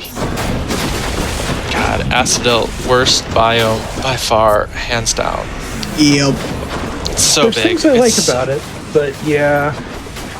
The aesthetic is awesome, but the actual rooms, not so much. Yeah. The funny thing is, I can usually clear it relatively quickly compared to some of the other biomes. It But, is you know, short. It is the shortest. It only has 6 chambers in it, so like Yeah. there is that, which is nice. The best thing about it is there's not much of it. In They fact, had we to have balance it somehow, right? right. Yeah. In fact, we have chamber layout guides for every chamber in the game that has information on enemy spawns and also how to spawn manip on all of them. So you can manipulate to some extent where enemies spawn to make it kind of easier to get to them. But like, if you look at that guide, there's at least like 3 chambers that the community consensus is, I don't know, try hitting some stuff. It's just good luck. Do the thing. What's the thing? Just yeah, exactly. do it. Yeah, good luck. Hope you do good. So we're hoping for a rush delivery here. We'll see if we get it. Probably put all of our rolls into it. Yeah, we have gotten our main duo, so aha! Let's see. Like I said, I'm a few seconds behind. Ooh, a blue rush delivery. Ooh. So And a free room. and a free room. Okay, so first, rush delivery. What does that do? So we get 100% speed boost whenever we dash because of hyper sprint, and since that was a blue rush delivery, we get a 75% damage boost every time we have that speed boost. So it's essentially is a 75% global damage boost. Eurydice is awesome. She's my favorite. Story room. I actually didn't even see what you so took there. From I her. took the palm nectar. the palms. Or no, sorry, the ambrosia nectar. Oh, nice. Yep, the next 3 boons that Archer takes will have increased rarity.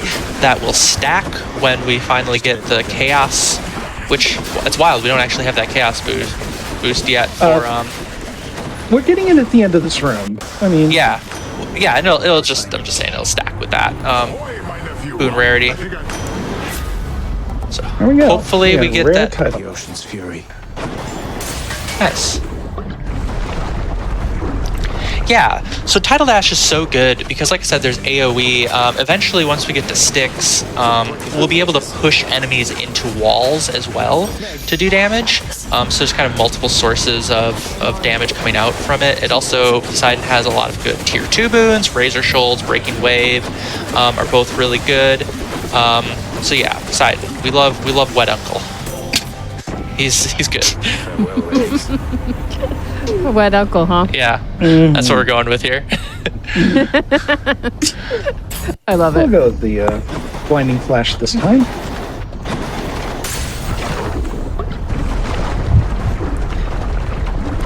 And yeah, we always have our chamber numbers on modded. This is something that's like, it's been there. I've played modded for so long, I always forget that it's not a vanilla feature, that it tells you what chamber we're in. We're in chamber 22 right now, and if you speedrun Hades, you'll quickly know what the last chamber of every biome is. 22 is the last one in Asphodel.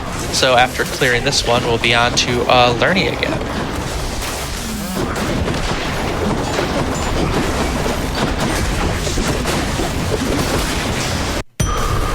Okay, All right, so we're going to go and take the end shop. all aboard. Yeah, there's a bunch of things we could like. We would like palms in both our cast and our dash. I don't know if we have static discharge yet. That would be good. We don't yet. I would kind of like it. Unfortunately, we didn't get it here, but I'm going to go ahead and take Storm Lightning because that will help unlock the legendary. And we'll put a palm in our cast. Nice. Why not? We'll take some health too, just to cover our butts.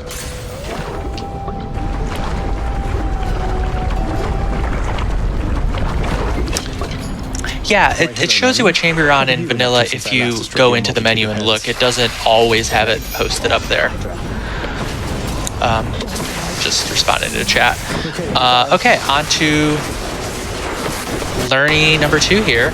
The first learning we got was the blue head, or the trans rights head, if you look at it closely, which is honestly the most dangerous one. We don't really like to see that one. They all have different attacks. This one is one of the calmer ones. Doesn't output as much damage. That's what I'll call it. Calm. Nice calm. It's Calm-ish. A good word. Lava bone hydra. Yeah. And this fight, this is one that you can kind of see how strong lightning phalanx is. This is like for this fight and for the heroes fight is kind of a reason to get lightning phalanx at all. It just bounces between all the heads and they're dead. Boom. That is just eating away Lernie's health. My goodness. Yep. Chatting with you, Lernie, dear. It's a very nice Cuisinart. I cannot take notes fast enough. Oh, I didn't see you coming in. Alright, so. Just what I Might need. even take Zeus here to get stack discharge. You know, I maybe should have. I didn't think that way, but Yeah, often once we hit Elysium, we usually don't take a god keepsake. Usually we have our pool put together. We have our gods. but we got a sometimes- couple gaps. You know. Yeah. Yeah, often if I'm running RTA, it's just brain off for me. I put Bone Hourglass on, like. Yeah, my two usual thinking ones are takes the time. Curse or Bone. All right. We'll get some more Poseidon going. That's also good. Yeah, Breaking Wave is probably the thing we want, but like I said, there's a bunch of good things Poseidon has. Razor Shoals is good. Hydraulic Might even isn't that bad on this build.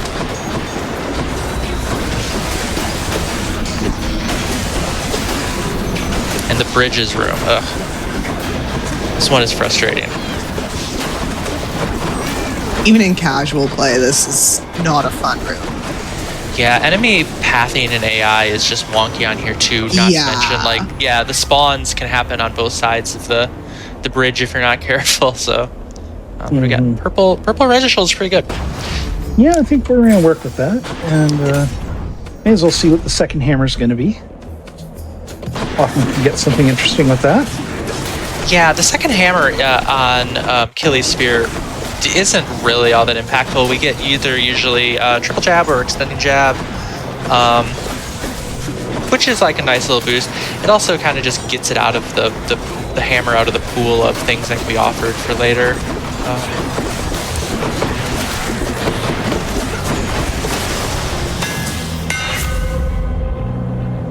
Yeah, serrated point, even with the slight dash thing, is not bad. Just right. That extra dash strike damage is very nice. Oh, okay. Smooth sailing. This kind of turns off your flurry jab, but that's... Only on the dash. And it does its own mini flurry jab when it does, so, you know. Not sure. We're going to take Tempest Flourish just to get that filled out. Alright, we got Zeus again. Let's see how this goes. Yeah, here's where we want to get that static discharge from, which we got last time. But it'll definitely be much more impactful on this build than it was on Fists.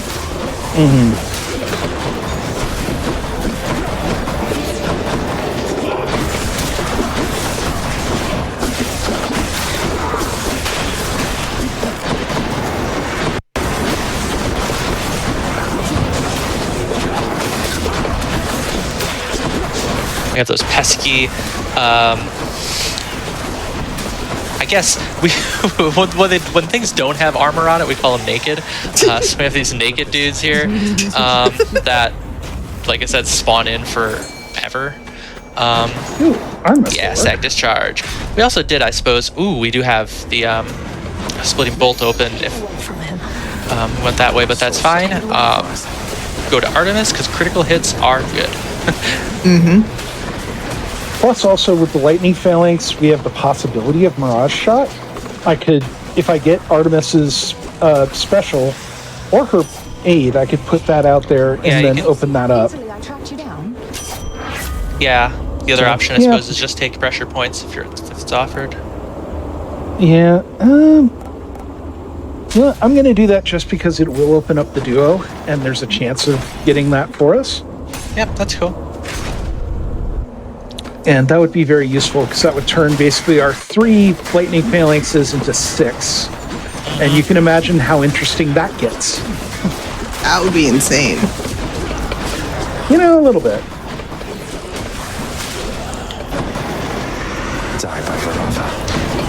And the what's it called? The call, Artemis's call.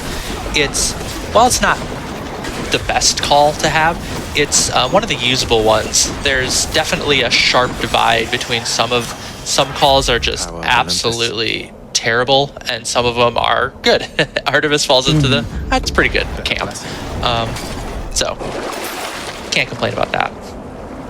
If I wasn't so close to the end, I might have taken that, but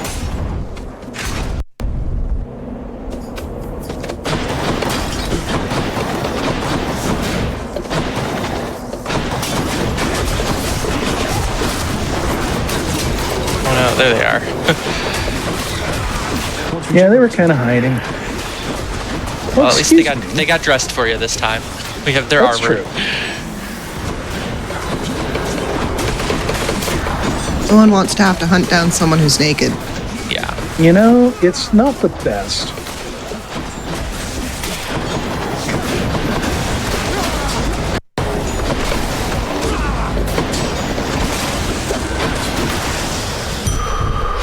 That ought to keep me going for a bit.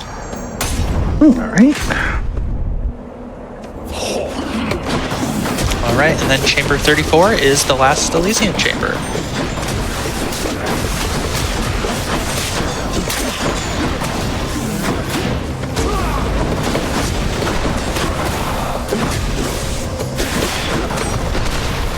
Yeah, that's why the bowmen in particular are annoying, right? They, instead of coming to you like most enemies do, they run away, and then like their pathing gets weird. Sometimes they get stuck on stuff. It's frustrating.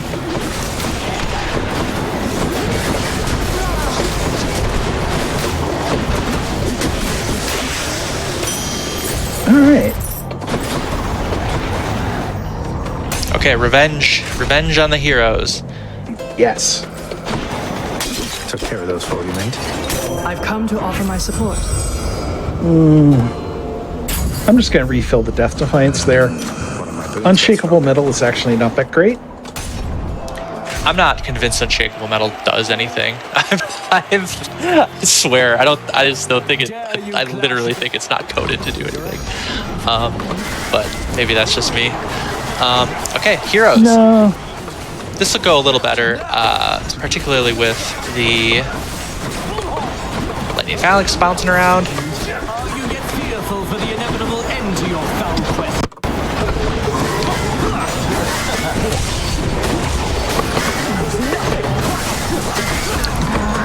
Although Theseus' shield is quite obnoxious on spear in particular, I find gets blocked quite often.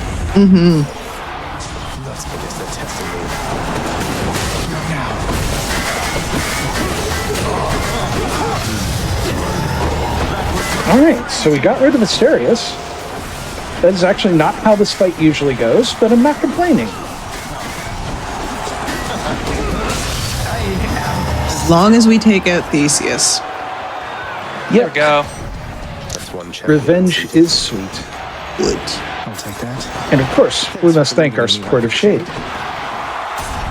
Also to the other supportive Shade who I know is in chat, I miss you too. It's good to hear from you, and I can't wait to see you again. because we got to hang out last month, but we won't get to hang out for a bit. So go ahead and get ready for sticks here. Damn it, can't get To that. the question in chat about bloodsucker upgrades, the Guan Yu, Yes, the hidden that's a little different. spear does that. I think that's really the only kind of. It's about the only one that takes enemy life and gives it back to Yeah. you, though I think there are a couple. Sure, the saint is I know there's an upgrade for the fists, and I think there's an upgrade for the sword as well. Oh yeah, through that's the right. hammers, I just have never. Which, if you kill the enemy using a special or kill the enemy with the sword, it will give you back some life, but in the case of the sword, it also limits your life. Yeah, So that can be a little tricky. It's been literally probably years since I've taken those hammers. Since I started speedrunning, I haven't touched them. Sticks. This is generally in unmodded just the absolute worst because we have these 5 chambers that we go down, and the Seder sack, the food for Cerberus, is down one of these, and you'll have to go down between 2 or 5 of them to find it. In this one, though, since we're in modded, it's always going to be down the second tunnel. So we take a mini boss for our first tunnel, and then the second one we can do whatever we want. Mini bosses are faster rooms at the end. This is definitely the slowest of those mini bosses, but it will still be a lot faster than a normal enemy room, where there's multiple waves of enemies that you have to clear. They spawn in, very slow. Also, notice the flurry jab stacking damage there, which very much chews through him. I accept this message. Nice. All right, shoot. I was hoping we might get... All right, we'll take Hydraulic Might. We can work with that. I was hoping we might get offered the duo there. We didn't. That's all right. Yeah.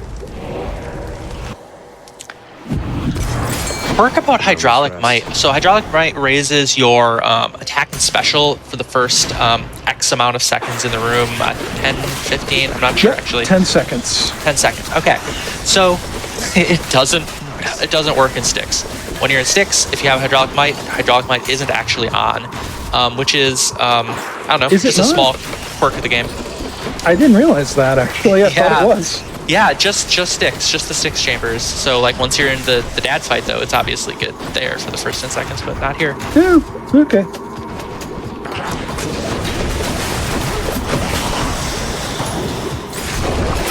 Ooh, you might Keep me alive. be able to buy a thing there.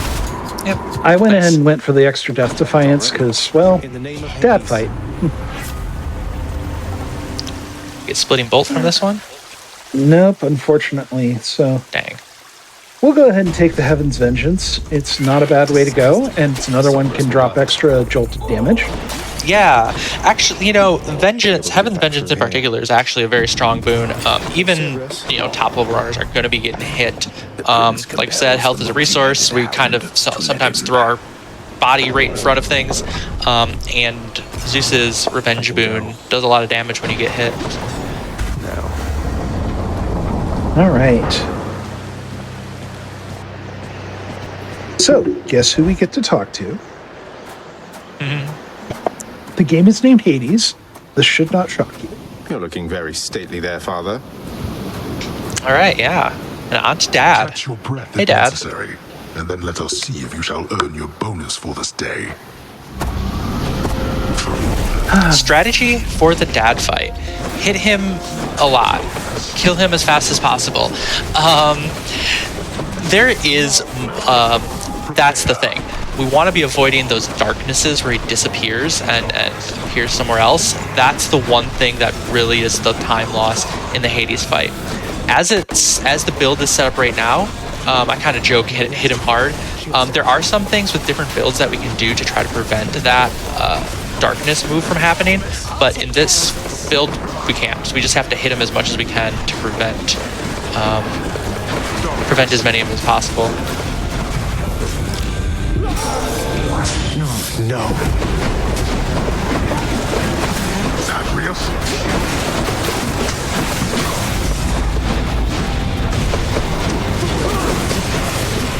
Go. There we are. Yeah. And oh my goodness, he has another health bar. Who would have thought? Ever would have guessed. Whoever would have guessed. This isn't even Honestly, his final form, guys. Honestly, it is a great moment playing casually. The first first time time that stands, happens, oh, yeah. First time he stands Like, up again. oh but- crap. Yeah, the first time it happened, I was like, "Oh no, I have no death defiance. I'm going to die." And then he sends that shockwave out at you. I've talked to so many people that initial shockwave got him because we weren't even planning on having to do more Yeah, stuff. it was a really good like boss fight getting Yeah. the dad. Hug dad when he does the lasers. Just stand next to him. I'm sorry, Doesn't what? hit you hug him. You hug your dad. Yeah, you hug your dad. Well, He can't hit you right up in his own hitbox. Well, I guess just I need to get go on top give of Dad him. some hugs. This really is Daddy Issues the simulator. So Yeah. For real. Cannot remain. Nice. there we go. So that was 16-minute in game. That's not bad. It's not my best, but I'm pretty happy with name that. of Hades. So get our clear time here. We'll go ahead and back out of the build screen. We get our rewards. In this case, because we're running at below the Pact of Punishment, we get some extra darkness and a little bit of diamonds. And then, oops. Though I do appreciate he puts up the victory sign when you die after beating the end boss.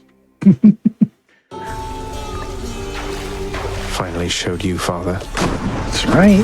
That's right, we did. We'll go ahead and we'll pet the dog again, because this is Three-headed important. boy. And he is the best three-headed boy. I want to quickly say, because I just saw it in chat, that Hades having Death Divide just makes sense, given that he's Zag's father. If you look at like all of his moves and kind of abilities, a lot of them mirror Zag's. He can do Boiling Blood to you. He has the Hades Call, like you can do, especially if you do the Extreme Measures one. He has essentially the Achilles Spear. Yeah, I think it's kind of cool. There's a lot of parallels if you kind of look at his movements and his attack patterns and stuff. Yep.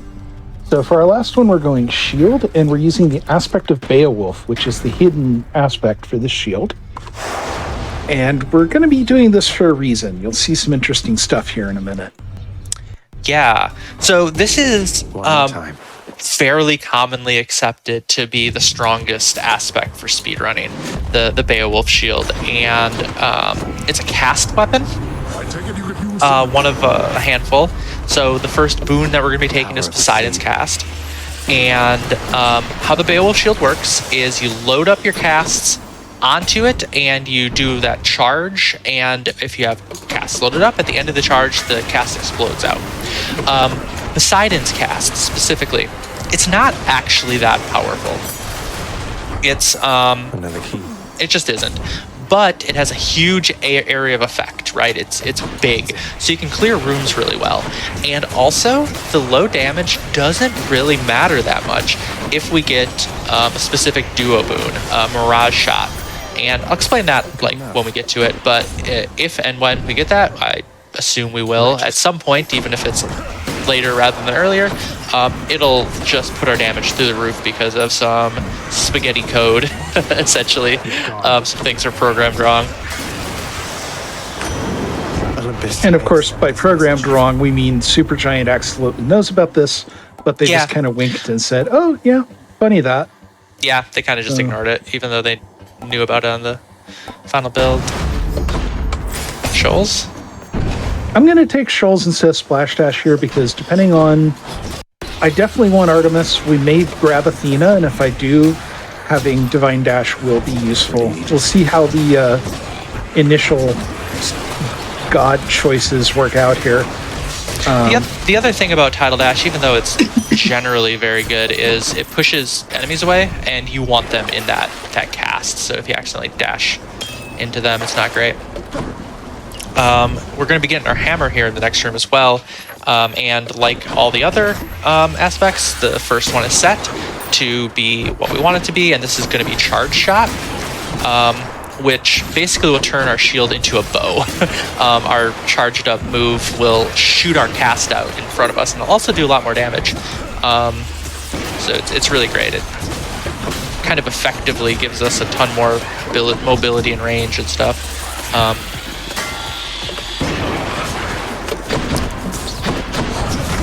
There you are. Yeah, You're down at the hiding. bottom left. Just special that one.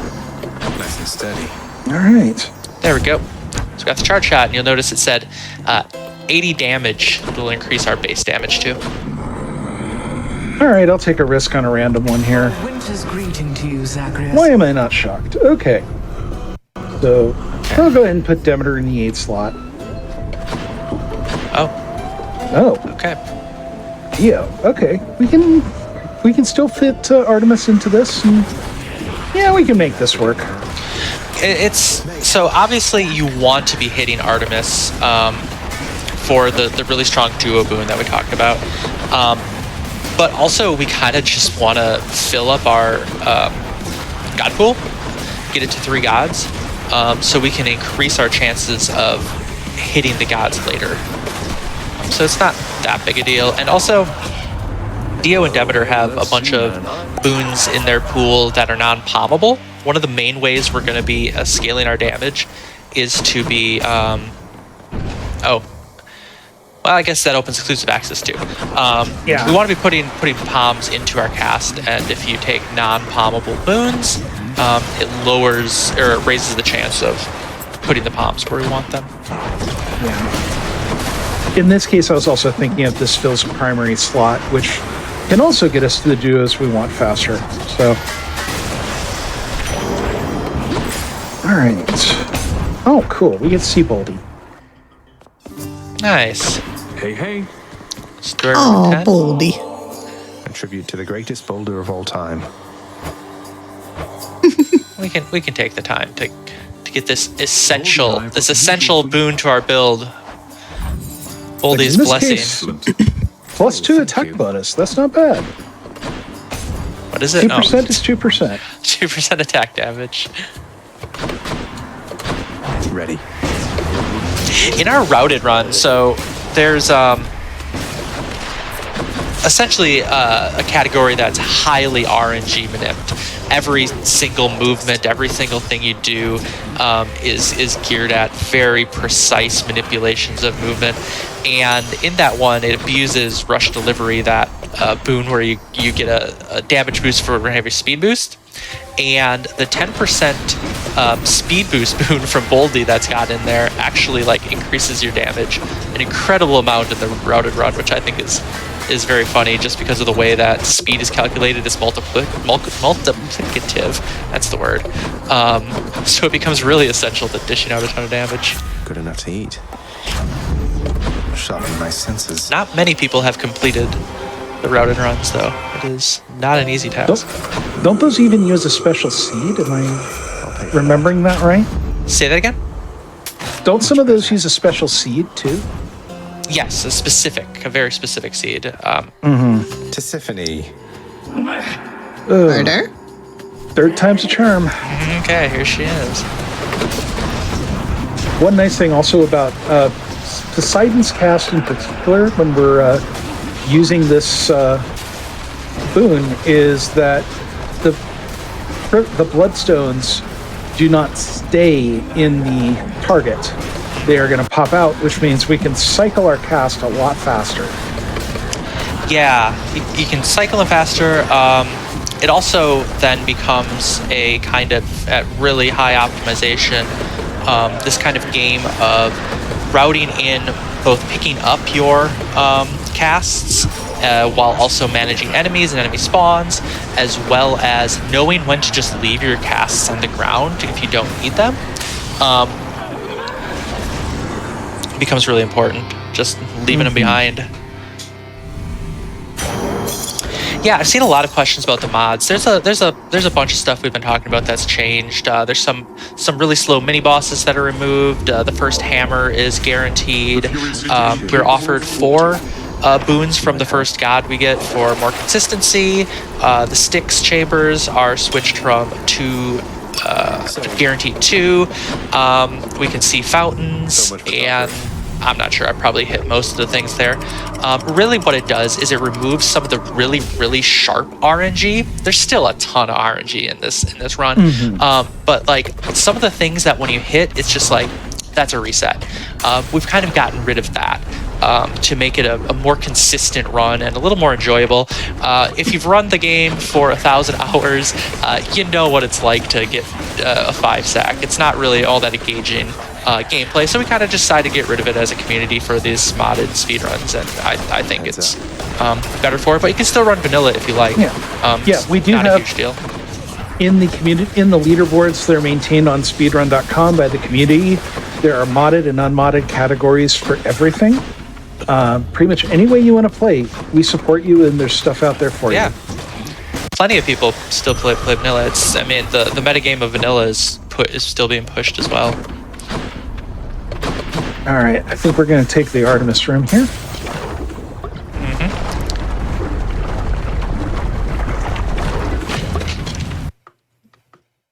Oop, sorry, my sound thingy dipped for a second. Oh crap! I'm hoping I didn't just crash the game. I'm hoping I didn't just crash the game. 1 sec here. Let's hopefully. My headset battery died, and therefore the sound device changed. Sometimes it can come back from this, and sometimes it can't. But the good news is it auto-saved when we entered this chamber. So if I do have to restart, we can get right back where we were. But I'm going to give it a second. I don't think that counts as RNG, but it does kind of count as the worst possible thing that could happen at the right time, which has really been the theme tonight. So I'm just going to force close. We're going to restart here in just a moment. Everybody can enjoy my Battletech background. It's a fun game. Come play it. Tabletop or the 2018 Harebrained Schemes version are both really fun. Ask me about my miniature painting habit and the pile of shame in my living room. And we'll be back here in just a moment.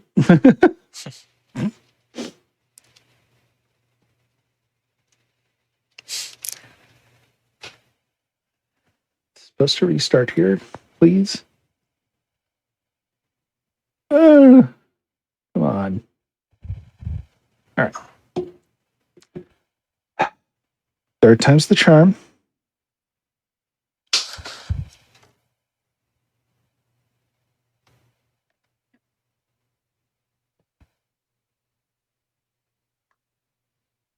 If this is the way my first GDQ Hotfix appearance ends, I want to tell you all this was amazing, and I'm so sorry.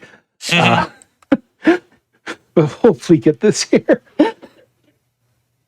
Well, I'm glad you're here. It's just been a really I like these two games I don't know much about, but it's always fun to watch the speedruns. Yeah, and it is fun. And these are two games that oh thank God. These are two games that Hey, there we go. There's the Laurel. They're both friendly. Like the communities are great. The games themselves are friendly to new players. I really recommend these games for anybody who wants to do something fun, just as a general game to have, but especially if you're interested in speedrunning and you've never had the chance. What the heck? Oh, there we are. I forgot what weapon I was using. For a second, I thought I had fists on, and I was like, wait, no, yeah, we're with it here. I've got this, I promise. All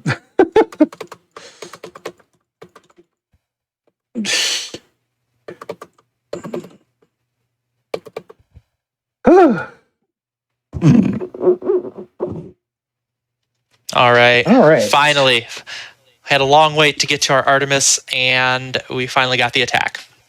But we got a free room, so you know. Yeah, free room at the cost of another free room, but that's fine. The Eurydice is a good one to see here. We really are going to be wanting a duo boon. So I think we're going to probably be taking the Nectar. Yeah. Oh, got game audio. 1 second. Hang on. Let me all right. 1 second here.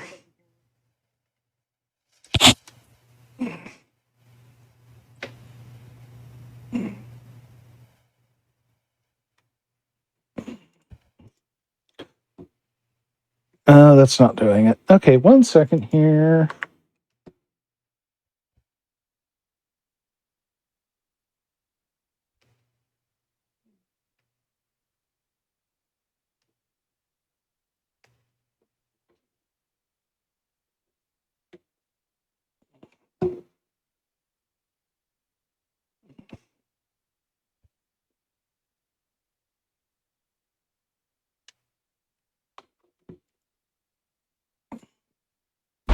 There we go. Okay, audio is fixed. Sorry about that. Later then, yeah?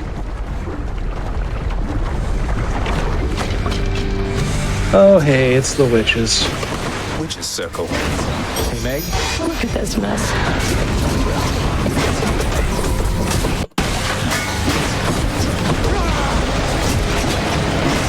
Sometimes this game just doesn't want to get hurt.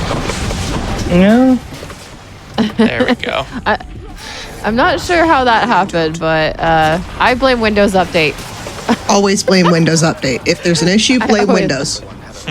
Yeah, I blame Windows Update like 90.999. Anything else? There we go. 9. Exclusive access. That'll help. Better than one. Okay. And hey, we get to talk to our friend Hermes. Exclusive access. It's kind of a, what's it called? Kind of a boon that we don't like seek out necessarily, but it's nice to have. And it crops up in some Beowulf runs.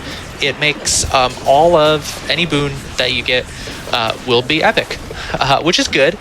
It's particularly good for Hermes boons. They scale up really, really well with rarity. So, this is our first one, right? Our first Yeah. Hermes. Yeah. I'll take Greater Haste. We want to be getting Greater Haste is hyper sprint's like little brother. It'll still do the stuff. It'll still give us a speed boost. But I actually think we're going to go for the heart container here. yeah, it's not going to be quite as fast. Actually, interesting to note, those trials where you have 2 gods, you might see it and say, wow, there's 2 gods there. You have 2 chances at hitting that really good boon, Mirage Shot, from them. Trials don't offer duo boons, which is weird and lame to me, but whatever, they don't. And You on would top think of that trials would give duo boons. That's like the perfect opportunity. I know, you would think, but nope, they're not there. You just can't get them. I mean, I also believe that if you have Poseidon or Demeter boons, that you should take less damage in Asphodel, but that's just me. That makes sense to me. Still in one piece. Hey, there we go. So what do we get here? We get the got Artemis. our We get Mirage Mirage. Okay, let's talk about Mirage Shot, shall we? Mirage Shot. Whenever you use a cast, what the text says is another cast comes out and does 30% damage of the first one. That's pretty good on a cast weapon. Casting is our main source of damage. The funny thing is, it actually just does 100% damage. It just does 2 casts. Basically just doubled our damage with just that one boon. This is why the lower kind of base power of the Poseidon cast doesn't matter that much. We're just going to double the damage anyways. And our damage sometimes just ends up becoming kind of overkill. Your casts are on the left in the lava, way on the left. I got The him. top by the boat. I almost have them. There we go. There we go. Oh, This is okay. I can work with this. You and me, Seven Hydra Head. yeah, that's another thing. Man, casts get lost. They can get lost in the lava. The aesthetic of Asphodel, it giveth and it taketh away. Mostly taketh for speedrunning, Yeah. honestly. It's true.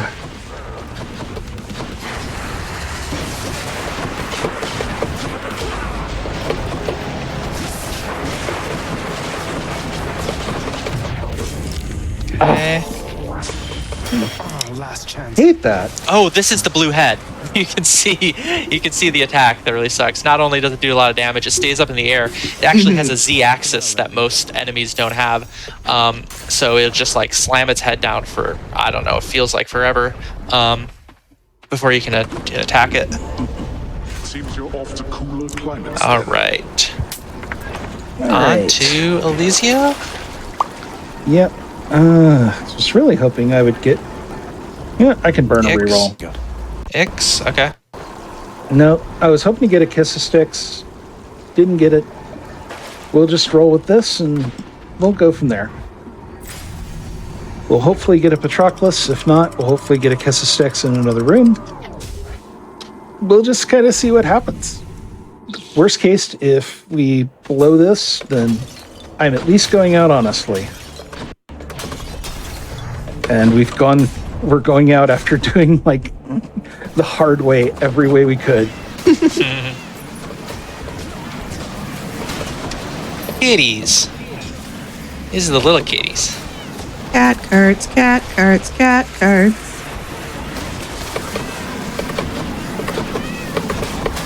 Something that I forget, and I'm seeing here, I always forget. You take more damage on Beowulf, 10% more damage. I'm just seeing the 11s pop up, and I always forget that that's a feature of the Beowulf shield. Because usually it's a flat 10 that you take from those.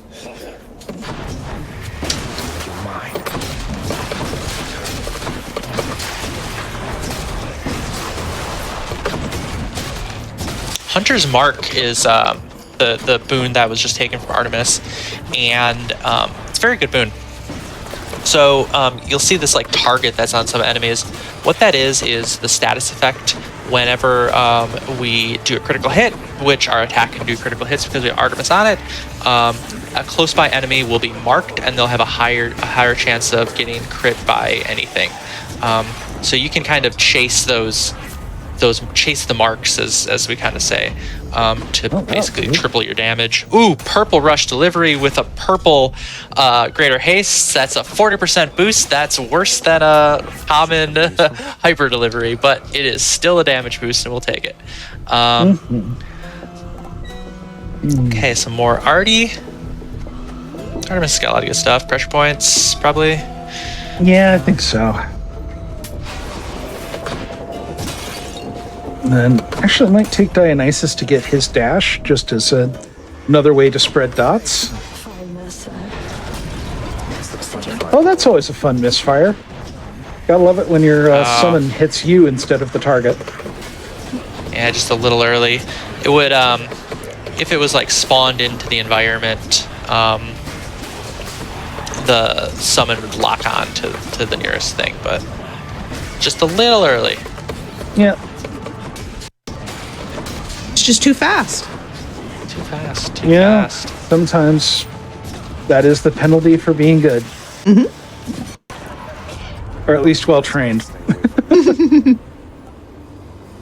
All right. That fills out our core, so this is a good thing. And we get a fountain chamber, which I really needed. I'll take it. Oh, boy. And unfortunately, we are not likely to get Patroclus because we're almost at the end of the biome, and, well, they do not spawn the free rooms at the end of the biome. Yeah, they will. You'll get it. If they do, I'll be really thrilled. But I'm not really, For Aegis. I'm not feeling so lucky at the moment.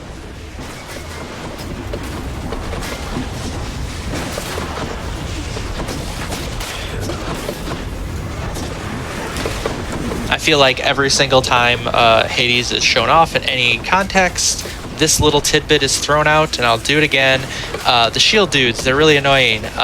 They always spawn in facing the right, so stand on their left and you can just kill them before they're even spawned in. There you go. There's a tip of the day. I'm walking away with so many tips. I'm taking notes. There we go. Oh, well, I didn't get Patroclus, but I do get another palm.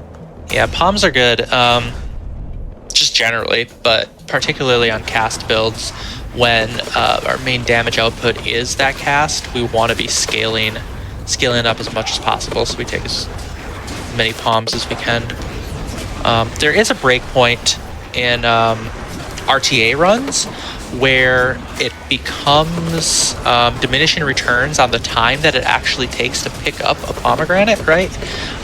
With that menu, that we won't be saving time from the damage that it'll offer us.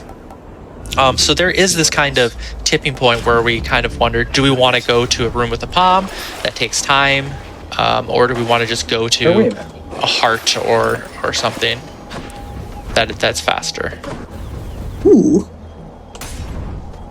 Okay. Nope, no patty. We did get a braid for the heroes fight. That the well there gave us that it's going to boost our cast damage, and like I was just talking about, cast is where our damage is coming from, so that'll be useful. Okay, that hurt.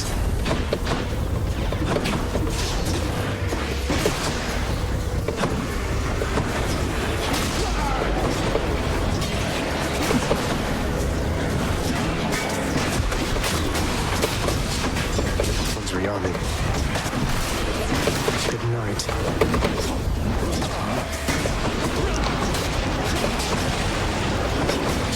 And we're hoping for some food in the next chamber, I think. In the name of Hades. Yeah. Oh, or Breaking Wave sunken treasure, or whatever it's called, maybe. Sunken Treasure would have been good, but we get Wave Breaking pounding. Wave. Oh, wave pounding. We'll boost your damage. Oh, well, okay, yeah, we'll see here. We'll try it. You're not. I don't always Can't put a give lot. up yet. I don't always put a lot of faith in it because it's kind of like Unshakable Metal, where it's like, how much is this improving things really? But It's pretty significant. I'll take it. all right. Let me see here. Oh, I don't have a reroll. Crap. Okay. Actually, yeah, that can work. All right. Well, this will end in excellence or serious injury. Time to go see Asterius and the other guy. Megara. I owe you one.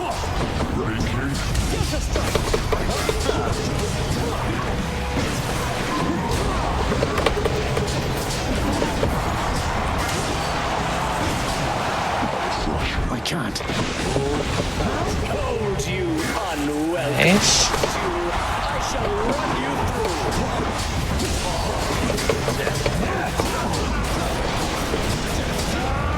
Goddess Athena, give me your Ah! I didn't even see that hit. Elysium is Ah. not for the likes of you. Yeah, so Shit. that this was a pretty good build by the end, you could see, but bad luck really hit us multiple points, and the RNG was not nice. But that's Hades for you.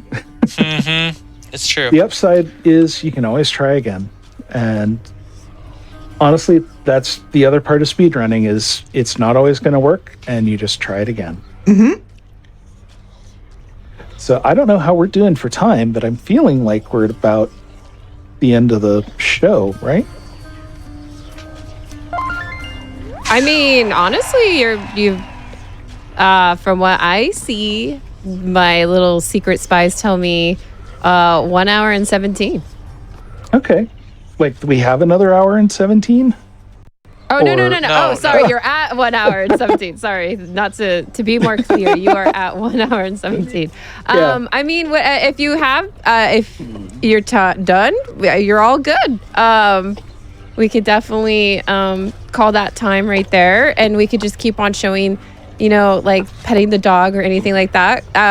This is actually, honestly, this is a great time. Yeah, because like I know with the Cold Lamb, I actually had a lot of fun, but Hades is like really, really cool too. They're both check the guard. really great games in This must be different someplace ways, else. and it's actually like they're both showcased excuse very, your very father well, and me and for I the appreciate you moment, doing that.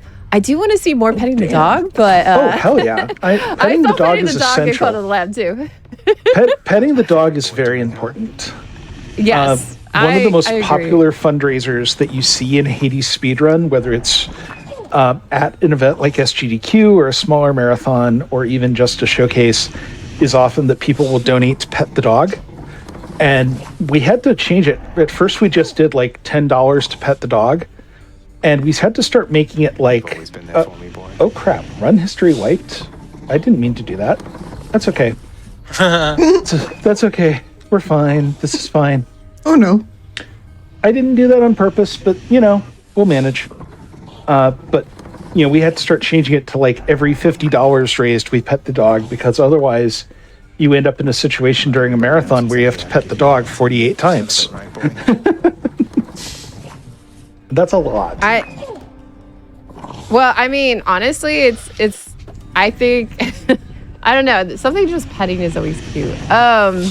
But in the meantime, since we are done, I just wanted to kind of have everyone give the opportunity to have any shout outs or any things that they would like to say. Let's go with BZ Archer first. So first off, I want to shout out both the Hades and Cult of the Lamb communities, especially the Discords and speedrunning communities. Y'all are great. They are very, very, very newbie friendly. They are very just open. I'd like to shout out 20-something loser. Lee is the one who created the marriage percent run and did the first routing for it, and was the one who showed me it during Frost Fatales. And basically I went to them and said, hey, that's cool. I kind of want to run this. And they were like, yes, go for it. Want to shout out to the various friends who have been in the stream tonight and donating.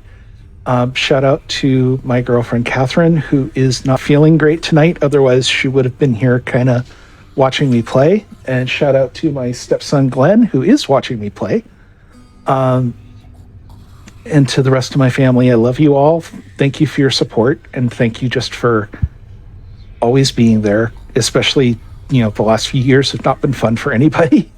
And all we've done is just back each other up. And you guys are amazing, and I love you. And I'm going to hand it off now before I start crying on camera. Well, Clockwork Ophelia, is there anything you would like to say or any shout outs or any thank yous, anything like that? I'd like to thank Archer for having me on. It was absolutely fantastic I'm not a Hades runner, but I've learned so much. I want to get into running Hades, so this has been absolutely fantastic to learn.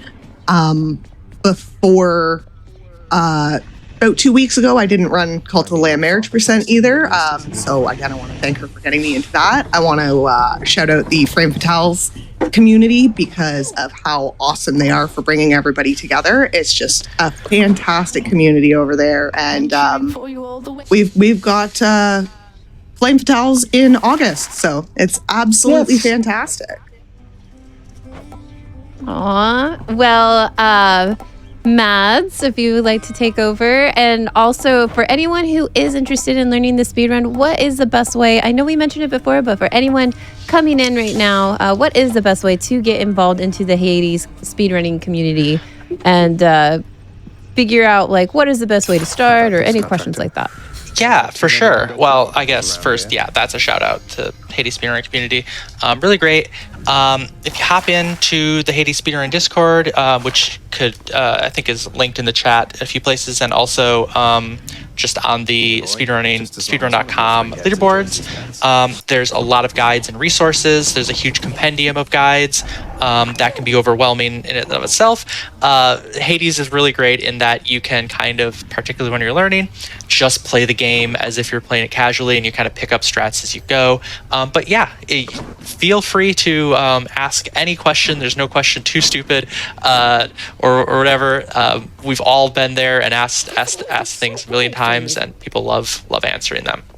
So check that out if you want to get involved in running Hades, especially with Hades 2 on the horizon. That's great. Maybe allegedly, I guess, on the horizon. And who knows when that'll actually happen. But thanks for having me. I run a lot of Hades. I said, I run some other roguelites. I run Inscription. I'll be doing that Wednesday on GDQ's channel here, as well as Spyro and some other things. So I run quite a few things. So if you want to check me out, I will be streaming a little more regularly soon. Well, awesome. And is there any other shout outs and thank yous? Just wanted to kind of say that since we kind of were talking about a little bit about the Hades speedrunning community. Mads. I don't know. I'm good. I'm good. Awesome. Well, for anyone who is interested in checking out the runners, the commentators, the community, in the pin section, you can see all the links to all the information for everybody. Also, it's very fun to get into speedrunning in general. So for any of the Cult of the Lamb or Hades, I imagine, just kind of check out the speedrunning community. But in the meantime, I just want to say thank you all for being here. And you're all GDQ-tiful and cuties in my heart. And I hope you have a wonderful weekend. And thank you for showcasing this. And thank you for being here and chatting and having fun with us. I will say that it is unfortunately the end of the show, but I will be back 2 weeks from now. So there will be more Legally Cute 2 weeks from now. Alrighty, I hope you all have a wonderful night and have a good one.